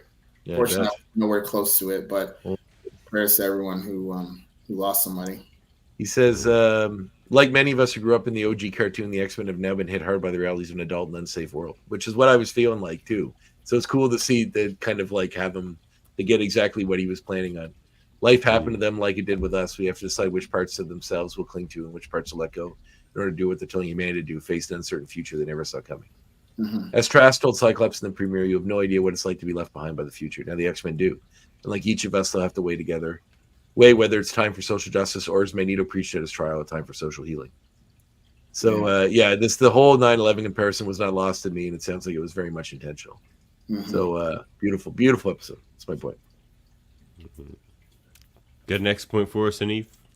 Actually, I did see this comment that really made me say, "Oh, wow!" Somebody said in chess, a gambit is a sacrifice to gain an advantage, usually to protect and advance the queen. In this case, Gambit. In this case, Gambit made the ultimate sacrifice. A very poetic symbolism. That's the Queen of Hearts too. That was the nod. The Queen's Gambit. That's awesome. Yeah. So I saw that and I was like, "Whoa!" I had to That is amazing. I had to screenshot that quote and I was like, "I need to share this." That's awesome. I never thought of that either, but it's true. Yeah, because he gets rid of the queen and when he throws in the fire. Yeah, and that's like shadowing the Queen's Gambit play, where you make the big sacrifice. Yeah, throwing the motorcycle at her to get her out the way. Yeah, and save her by sacrificing himself and stopping it. So cool. Davin? Well, I think Hanif and I have enough if you don't have any. No, I have 10 here, but we mentioned most of them. Did we talk about Dazzler? Yes, we mentioned her when you were gone, that she was on. That she was there. Boom Boom's here too. Did we talk about Boom Boom? Oh yeah, she was in the crowd. She bumped into Rogue and gave her a high five or something. Yeah, right. Yeah, she did. That's awesome. Yeah, I like Boom Boom. So I thought I'd mention her. And I don't know. I got to talk about it again. Exodus in a dance number. That's crazy. That dude is from the 10th century or some shit, and he's just there boogieing. Well, you see, he had a lot of time to learn dance moves. Yeah, I guess so. And he does get into the mutant cause. He would love a place like Genosha, but it's just funny. It's of all the choices to choose, they just doing this dance number, and you just see Exodus, and it was pretty funny. That is funny. They knew what they were doing. They knew how funny that was, I think. All right, I have a bunch of points, but so I'll just do each of them and then throw the extra ones out later. I assume you're going to talk about Grant Morrison, Davin. So, I might. Val, I think Val is definitely Mystique. I know it's been an online theory for a while. You know what? Her eyes. Why was she so interested in Rogue being with Magneto? Number one. Number two, there's a theory online that her eyes change color. If you notice in certain I did scenes, notice that her eyes are different colors. And I was like, at first when I heard the story, I was like, oh come on, can we just have one without Mystique fucking up? Yeah, but I think it might be. I'm starting to believe it because just where she shows up and how her reactions every time something goes to it. I think it'll be a revelation at the very end of the season, tying into whatever the next season is. But yes, I do fully believe that she's Mystique now. Okay. That's because like I don't think the animators make mistakes in this show.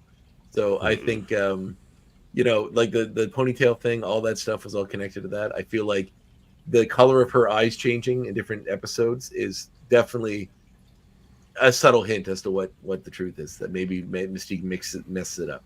But my only counterpoint to that is Wolverine was standing next to her on several occasions. You would think you would sniff that out. Same with Jean, right? So I don't know. Maybe they'll have an explanation, but I do believe there's something up with her. Because why would she care that Rogue is with Magneto, unless she's something else or some other connection to. Or maybe she just has a tight connection to the X-Men because she did say that Charles was a good friend of hers, and but like in the comics she runs X Factor. Yeah, but maybe within the show we didn't meet her until this show. So this show, so she's only known the X-Men to us for 5 episodes. It seems like not there 4.5 episodes. It seems not that deep of connection to be that invested. And also, obviously she still has some resentment towards Magneto, so maybe she just doesn't want to see Rogue get mixed up with him because she's still referring to him as a terrorist, even though he's pardoned. They pardoned him. But she also doesn't really seem to like him too much, right? And that might have something to do with the Rogue connection as well. So I'm going to let it. I do think there's something up with her, and we'll figure out what that is because I don't like why. I just don't understand why. So they did tease before the show premiere that Val Cooper has some kind of I think the word was sinister, like intentions or some kind of ulterior motives. So that's what their description was. It was something to do with an episode, the episode description. Yeah, I think you're right. And then even like when they first were like, I think at one of the conventions when they were showing the concept art. They had Val Cooper on the villain side. Oh, really? Which made because she was standing next to Sebastian Shaw, Emma Frost, Callisto. Well, that was probably just from this episode because they're all at that thing. Serenity makes a good point. The Sentinel didn't target Val. Killed all the mutants around her. Well, no, it killed humans too. It killed Moira McTaggart.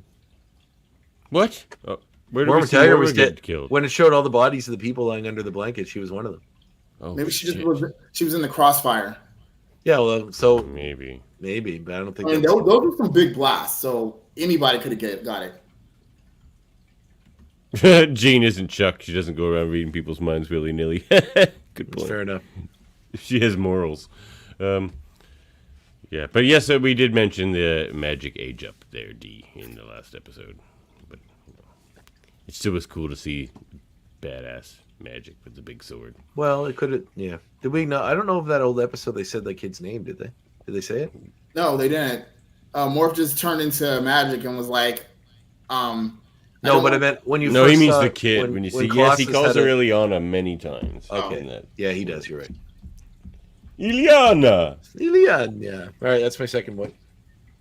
All right, you got another one for us, Hanif? This is all right. Just rock with me. So I found a lot of similarities with the Genosian Council to that of like the Wakandan Council from like Black Panther, because if you look at the members of the council, each of them represented like a different facet in like the mutant community, whether like the upper class, the lower class, like the science division, healthcare. Nightcrawler was a member of like the faith community or whatever. Obviously Emma and Sebastian were like the probably handling the finances. Callisto, one of the regular people, so to speak, she's on the board. And then Magneto and Madeline representing the X-Men or the Brotherhood in their own facets. So I felt it. I was getting like Black Panther, like Wakandan council vibes because like each of the different facets that they represented. It's awesome. I'm kind of branch off on your point, actually, and say I got Krakoan Council vibes, because a lot of those same characters were on the Krakoan Council. I mean, Sebastian and Emma were on the Krakoan Council. And so, yeah, it's in the same thing. They have they had them separated into, like, summer, winter, and fall or something in that, but they were, like, trying to get mutants from different perspectives and things as well. Yeah. So... Yeah. Interesting. Very cool. Not that it matters now. So back to me. Yep. Did you guys notice somebody watching from the skies? Yes, we did. Yes, we did. The Watcher was in the sky. They had the outline of him watching just before the Sentinel attacked. So it's a nice nod to the other Marvel animation series, What If, and also. Well, and rumor has it X-Men characters are going to show up in the next season of What If. Why not? Why not?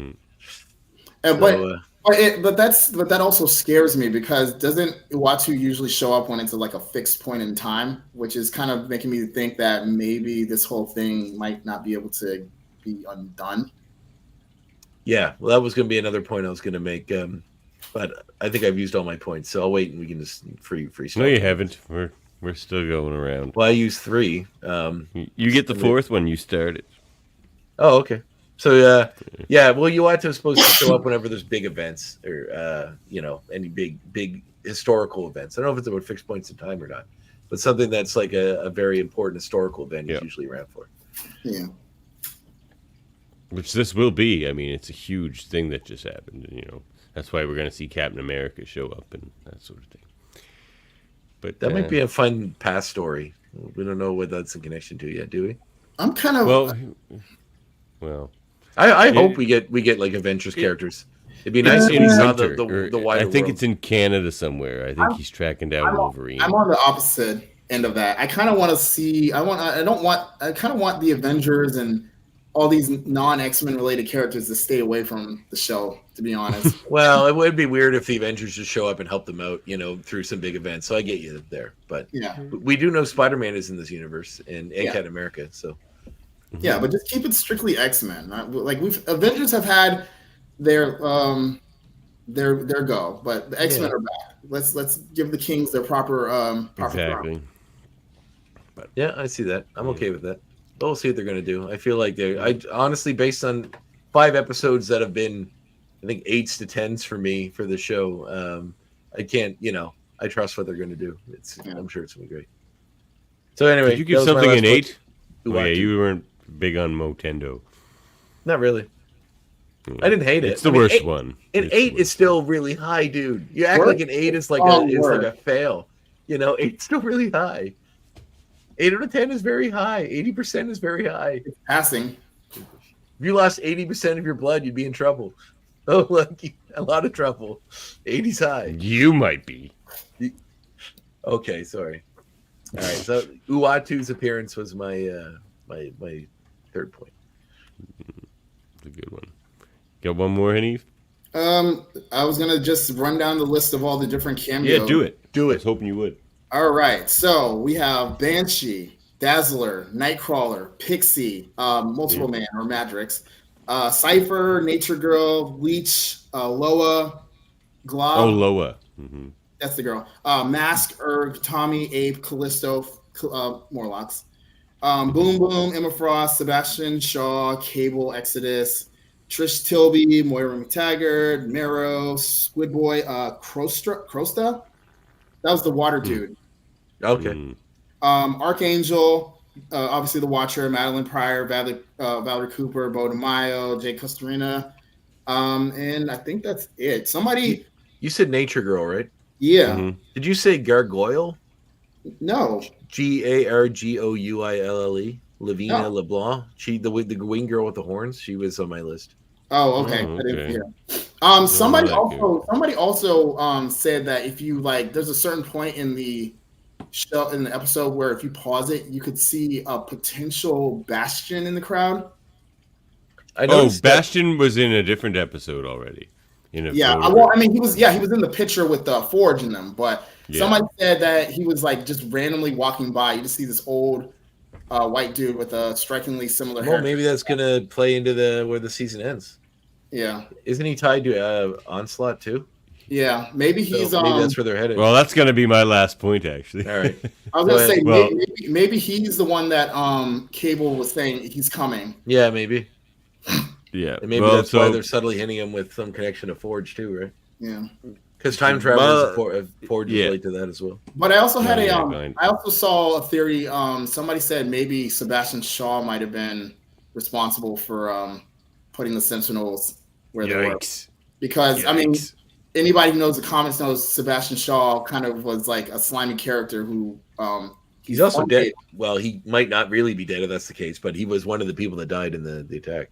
Well, I'm kind of doubting that because he was just laying on the stretcher with his eyes closed. Like maybe he was unconscious. I think they're all supposed to be dead because Madeline Pryor was too. Yeah, well, she was like in the brunt of the blast. But she was laying beside him. That's weird though with him though. That's like killing Bishop with a blast. It's like he absorbs shit like that. So like that's why I'm like doubting him. But the beam seems to somehow it could be specific mutant powers or somehow it seems to go through mutant stuff. So obviously there's some people. It was clearly enough to take down an Omega level threat. Yeah. So or is it? So well, I have a theory. Well, anyway, go ahead, Devin. Well, my theory. Well, I have two theories. Go ahead. I think you can go one of two ways. One, it's either supposedly Xavier and Magneto are both dead now, so it's like the perfect place for Onslaught to be, the way they bring them both back. And I could see them going that way. But there's also the chance that Magneto didn't die in that moment because you don't see it. You don't see his body. Yeah. You don't see any of it. You just see the beam get bigger and it goes like he could have done one of a million things. It's Magneto. He's even opened wormholes in the comics before with his powers and gone through them. So, but which sounds cheesy, but Chris Claremont wrote it, so I guess you got to give it to him. But yeah, so I don't know. I'm not convinced Magneto's dead, but if he is, again, that could be where they bring in Onslaught. Oh, no, what was it? Bo DeMille actually confirmed that Archangel made it out. Very good. Archangel I assume so. made it out. Okay. Which is great. He needs to join the team. Yeah, well, they did show the picture of the original team with him on it again before. So in this episode as well, it was on the wall. Yeah. And luckily, Nightcrawler didn't get killed. No, we saw he's still alive too. Yeah. All right. So my last point, I have a few things I wanted to mention. I'll just briefly say we didn't talk about that. This episode is heavily influenced by Grant Morrison's "E is for Extinction" story, in when he took over X-Men in the 2000s. That giant Sentinel showing up and wiping out Genosha and killing millions of mutants in one swoop was 100% from that story, as well as Gambit cheating on Jean psychically with someone else. In the comic, it was White Queen. Cyclops, you mean? Yes. Or what did I say? Magneto. Sorry, yes. Cyclops. But in the comic, it was with Emma Frost. But and they did make a subtle nod to her noticing that they were doing that.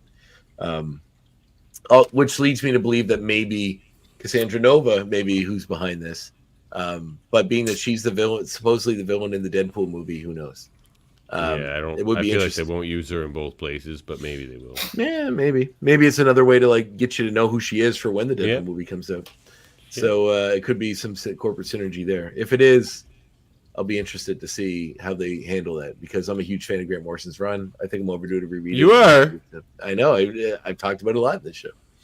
All right, that was. Okay, I got a couple of things. Check this out. Rewind. Only a couple things. The Newton brothers, who did the score on this series, they're most I'm a huge fan of them from their work on all of the Mike Flanagan shows, The Haunting of Hill House, The Haunting of Bly Manor, the new Fall of the House of Usher series. They scored all of that. They also did Midnight Mass and a bunch of all Mike Flanagan's work, which I'm a huge fan of. Dr. Sleep, they're awesome. Number 2, I think you might be right. I think we could see Magneto come back. I don't think we should see Gambit come back. To build up the way they did, to have this sacrifice, it would rob this episode of how powerful it is.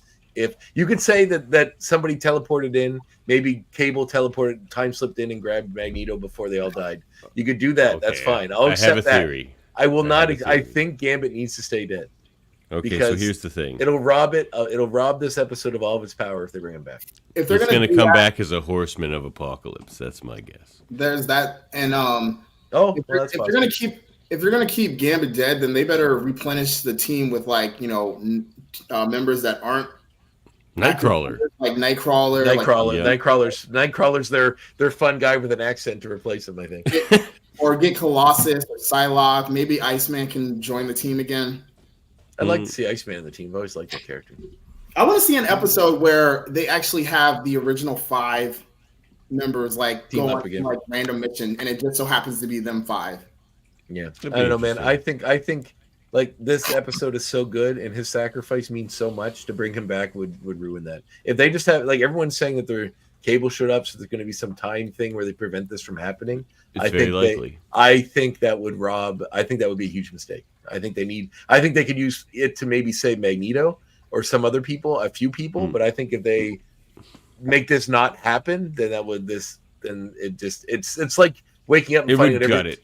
Yes, but we've already felt those feels, so they might not care. No, like, they already had their effect. I feel like these guys are smart enough to know that. I mean, it's like saying that watching a season of a show and at the end they're like, "Oh, it was all a dream," you know. But you also have to accept that it's X-Men, and X-Men never stay dead. And if you expect them to, you're going in with the wrong mindset because X-Men never stay dead.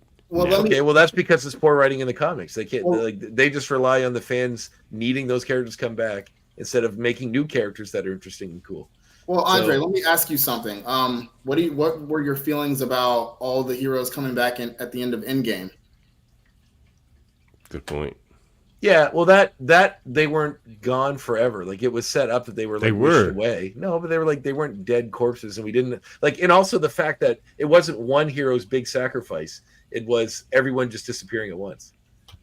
It was Iron Man's big sacrifice. But it was obvious. It was obvious in that movie that's what they were going to do. It's not so obvious in this. That's what they're going to do. Well, I know what you're saying. So this is better. That's a fair point. Yeah, I would say it would be like trying to think of something like within the Marvel universe, like when someone made a big sacrifice. Like if Black Widow came back, this is what it would be. If they brought her back to life. If they're like, oh, she's alive again, and then the movies and they have her running around, it wouldn't be the same. Like it doesn't. I think it would rob it of the power it had when they did it. So I don't know. But that's what they did with Gamora. Like Gamora had this big sacrifice, and they just brought her back. It's like no, they brought back an earlier time version of her. It's not the same Gamora. And in fact, that's the whole point of the third Guardians is him trying to connect with her the same way he connected with her. Okay, so you okay with it if they do that? If they bring Gambit back and it's just a slightly different version? I would actually. That'd be fine. So they're not going to because that would be dumb because they did it before. But I'd be okay with it. They will. He'll come back as the Horseman of Apocalypse. Okay, we'll see. But I think it may make some fans happy. I think it makes it's bad storytelling. But we'll see. Well, hey, check this out. So some storytelling that some of us may say isn't the best, but Andre loves. Grant Morrison. Check it out. E for Extinction. This is where the Wild Sentinel happens. Well, what are your feelings on Grant the art's Morrison's awful. X-Men run? I mean, look at this. I'm not a Quitely guy. I think they all look awful. Emma's supposed to be attractive, and look at her face. Like it wasn't necessarily my favorite run. Like I said, mentioned, the art was kind of but Davin's never liked Frank Quitely. I like him. It's different. I mean, I'm an old school guy. It's Jim Lee and Claremont for me. Yeah, it's fair. But I do have one more recommendation. What about like Joe Matter? I never pronounced his name. Yes. Chasers. X-Men 97 #1. Read that as well. It fills in the time between the two series. How long is the series? What? Well, I don't know because they just released the second issue. So. Okay. That series. I think in 4. I think it's maybe 4. I actually told Davin about it because I was reading the first issue and it was actually really good because it provided a lot of missing context. There was like a lot of story points that they hit. You kind of see Jean or Maddie in her earlier stages of before she finds out that she's pregnant. She's like kind of getting. She's got a bellyache. Yeah, she's got a bellyache, and Scott's like, "Oh, you can stay home." And then they have there's a part in the story where they have to save Dazzler, who was kidnapped by the Friends of Humanity. Yeah, that was cool. And you see Jubilee actually like spring into action and actually save Dazzler from the FOH, which was a cool scene. Yeah. Like they kind of, I was compared Dazzler and Jubilee kind of having similar power sets, and she's like, "Oh my gosh, I'm your biggest fan," and Dazzler's like, "If you save me, I'll be your biggest fan." And Jubilee's just like, "Wow." Yeah. You kind of get it. That would be amazing. You get a little introduction to what was the reason why Storm cut her hair, and it was this interesting explanation about getting in tune with the times and the Dazzler concert. She's like, I didn't want to look lame at the Dazzler concert, basically. She doesn't even go. She gives up her ticket to Bishop. Yeah, and she stays behind and comforts Jean, who's like, feeling left out because from Scott, or Scott's like ignoring her, and she's like, doing the sisterly thing. And it's like, oh, don't talk to him. He shouldn't be ignoring your feelings, but just remember, he's also fighting for our future. And then that's when she kind of reveals to Scott that, they're expecting, and Wolverine just so happened to be around the corner and listening. And then he just storms off. Yeah. It's like, what it really does, too, is it fills in, like, any way you notice that any of these characters are slightly different than their counterparts from the earlier series, they're gradually making those changes through this comic book. Like, so it's like... Cool. No, definitely read it. Yeah. So and they, make it a little more smoother. Oh, and this was kind of like their first introduction to Valerie Cooper. And she basically introduced herself as like a mutant liaison, and she said Charles was a friend of hers, and she wants to help the X-Men as much as she can. And then that was like kind of the forming of their partnership. And Beast is like, it's not long before the series, because Beast is like working on the time device of Bishop's and getting pretty close on it. Yeah. So, yeah, so stuff like that. Everyone go read it. It's pretty cool. I used to not be a fan of like Prelude comics, but like that was really good. Like I used to read some of the preludes of like some of the MCU movies, and I was like, these are not hidden like that. No, they don't offer much. I used to try to read the Trek ones, and yeah, there's a lot of those. I used to read the Spider-Man ones too. It was back when this cartoon was out. They put out a comic called X-Men Adventures and Spider-Man Adventures. Yeah, that was just reprinted episodes. No, they had their own stories within the universe eventually. It was like the first few were copying episodes of the show, and then eventually they made their own thing. Yeah. All right, my recommendation is this. I just started reading it. I'm about halfway through. It's very interesting. It's Matt Fraction's Superman's pal, Jimmy Olsen. And it's a whole series about Jimmy Olsen trying to solve his own murder. But it's very disjointed. Like, it kind of takes place all over different timelines and back and forth and stuff. But it's very funny. And if you like the classic Jimmy Olsen, Matt Fraction's fun. If you like the classic Jimmy Olsen having weird different powers and taking different forms and all this strange stuff, it's all in here. It's really fun. And it's got some classic art from Steve Lieber, who I believe is Stan Lee's brother, if I'm not correct. He is, correct. Yeah. So some beautiful art from him. And it's very classic, fun, super, like playing with old Jimmy Olsen continuity stuff. It's a blast. Very fun. You got a comic recommendation for us, Hanif? I mean, I was actually going to suggest the X-Men. X-Men? All right. I stole yours. Sorry, man. Yeah. Well, actually, I'll recommend issue number 2, which just dropped recently. So I don't have that one yet. So sweet. Yeah, it's actually that one is actually a really good one too. I'll have to pick. It was sold out at the comic shop today. What's your comic shop, Davin? Is it Giant Robot? Giant Robot. Okay. Interesting. All right. Yep. All right. Well, you know what? We're getting long in the tooth tonight, fellas. Are you gonna skip my segment? Do you want to move? Do you have a movie ready? Yes, I do. It's right here. All right, then let's do it. You don't like the movie? Change the channel.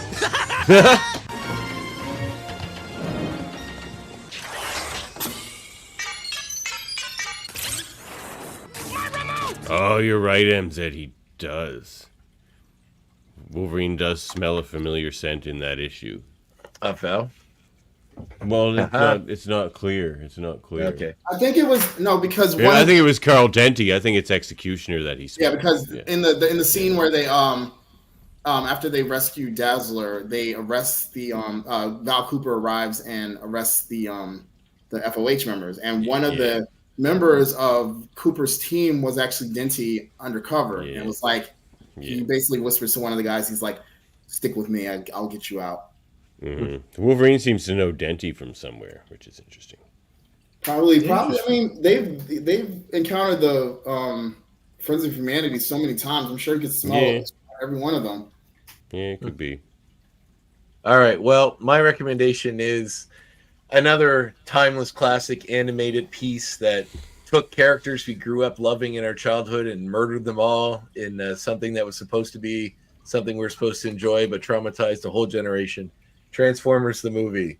The original animated Transformers film, in which all the characters we grew to know and love from the TV series got wiped out horribly in very similar scene to how they did in this. So I was thinking, I was like, what's something that's similar to that? And that's all I get into this episode.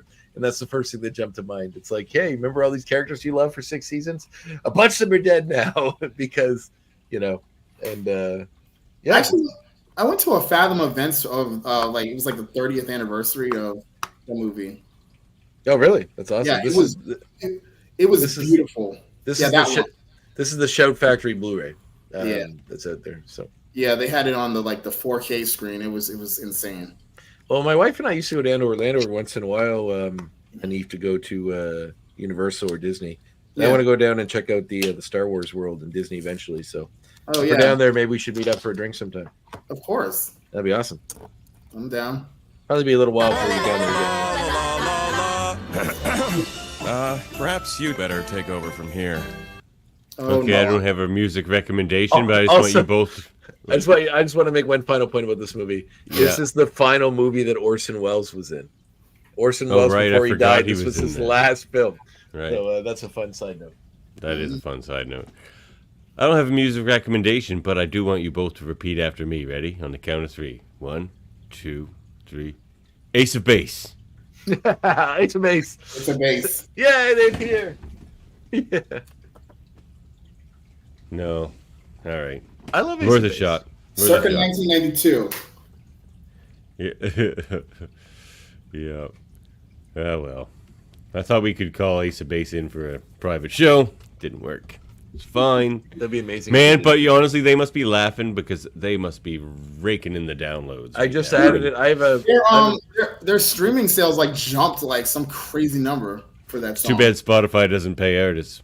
But if they did, none of them really would be very happy right now. But you know what? Hopefully, it'll mean that there'll be more attendance at their tours when they tour. So. Yeah, true enough. That's usually what the hope is, right? That's where most artists make their money anyway.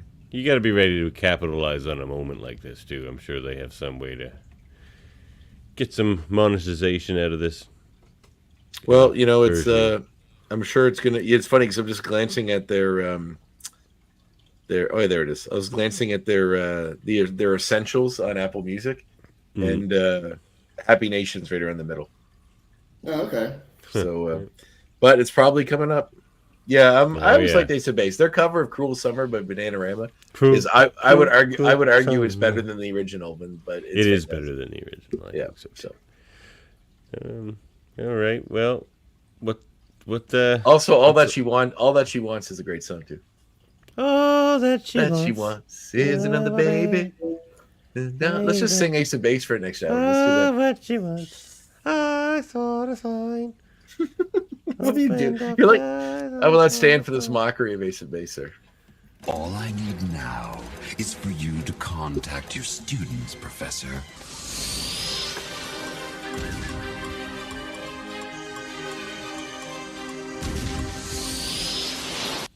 Well, lucky you, my friends. Tomorrow means you get to watch the next episode of this show. Can't wait. And if you're up late tonight at 4 a.m., you get to watch it. What's it called? 3 a.m. your time. And I probably will be up because I'm awesome. It is called Life, Death Part 2. It is. Life, Death Part 2 is up next. So obviously, after the devastating revelation of this episode, they're going to give us a cool down episode in which we follow what Storm's doing. And apparently, there's something else happening in this episode because they just released the official clip for Oh, did they? Yeah. No, I didn't see it. Huh? I didn't see it.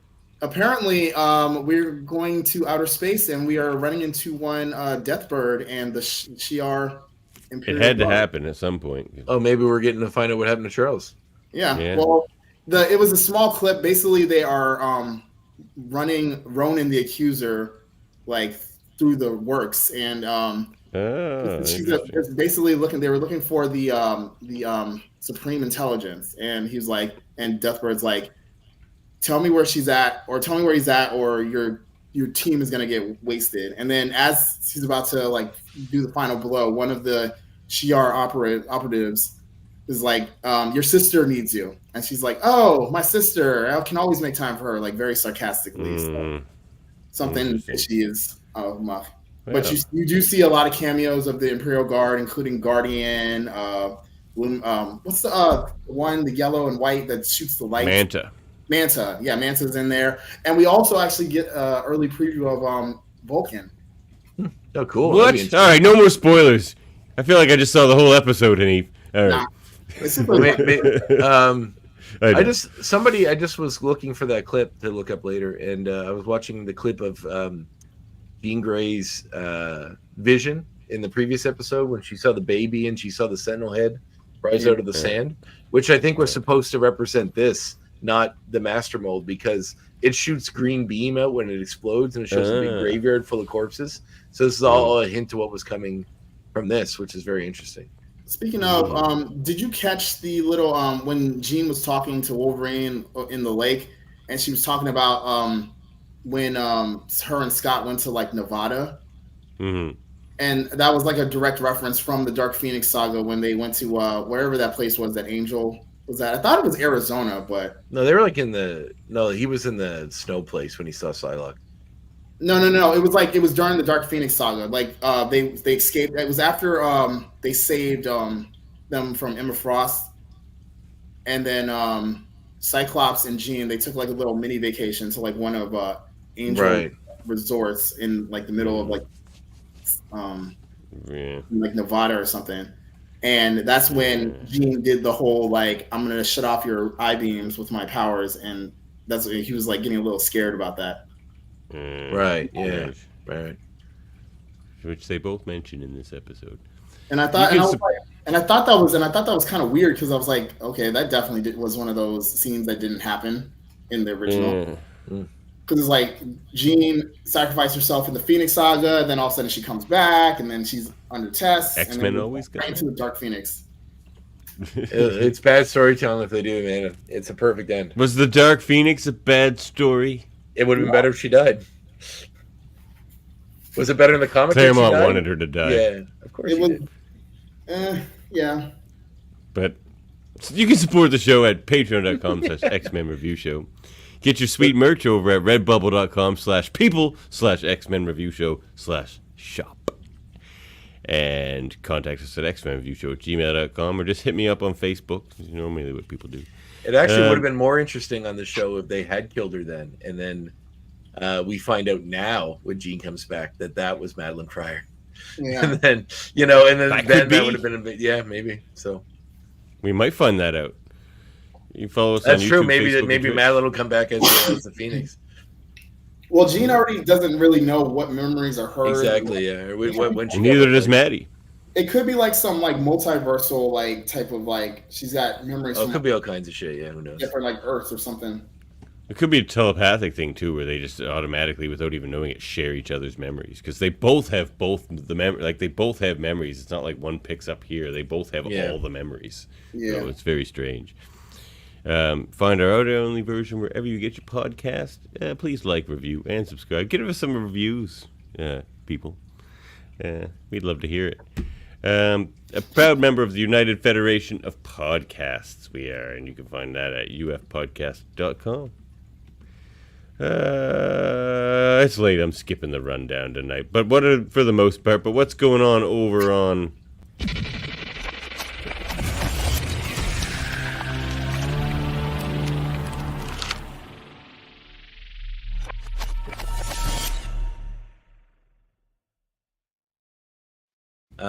La historiographique. Episode with Stephen Grant, famous Marvel writer, did a lot of Punisher comics, just dropped. And then next week we got Becky Kinsey. And then after that, Andrew Thomas. And then after that, I think Keith Gretchow. Your guess is as good as mine on that one. Yeah, no, I'm going to have to ask him to pronounce that. Yeah. And then maybe Jennifer Rossman. I got a few that are still kind of up in the air at the moment, but. And a few follow-ups I got to do that Davin sent me. So hopefully more episodes coming down, but those are the next two that are confirmed. And after that, we're not too sure. Where can people find you, Hanif? Just Facebook, on Instagram. What do you do in life, Hanif? What's your job? I'm a photographer. Oh, beautiful. Yeah. What do you photograph? I work What do you photograph? I am. I like photograph. I work at Discovery Cove. Oh, okay. Is that like a tourist thing? Yeah, it's like a resort where people get to swim with dolphins. Oh, cool. Okay. So they got me I'll be in the water, waist deep with the big cuddly fellows. That's why you knew who Squid Boy was. Of course. Well, I don't, like I said, I watched Wolverine. They work together. X-Men. Yeah, right on. And then when I'm not doing that, I do photography for Little League sports. So that's cute. I drive all over Florida all the way from Miami up to like Panama City, just doing whatever league I get assigned to, whether it be baseball, football, soccer, basketball, cheerleading, all the fun stuff. That's awesome. Yeah. Very good. Very cool. That's like the most wholesome job I've ever. I know, it sounds lovely. It just sounds like, I don't know, seeing kids like having really good fun times. Like that seems like a wonderful job. Yeah, capturing those moments. Yeah, except if I had already cried out, I'd cry right now. Yeah, and then but no, it was funny because I got flagged on Facebook because it was one of those explain your profession badly. And I said something like, I shoot kids and I take their parents' money. Oh man. I'm not lying. Yeah, you're not wrong. Well, apparently so does Bo DeMaio, because how else could he have gotten fired? It makes no sense. He's such a good writer. But I think we can call her a night here, fellas. Any final words? Yeah, read some comics, man. Get out there and read. Yeah. There's a lot of beautiful stuff out there waiting for you to read it. True. 5 more episodes. That's right. Pretty pumped. Then we're back. Devin can't wait. We're back to X-Men movie. Devin can't wait to get back there to watch. What's next on the list, Devin? It's Logan. Does it even matter anymore? It's Logan, I think, isn't it? No.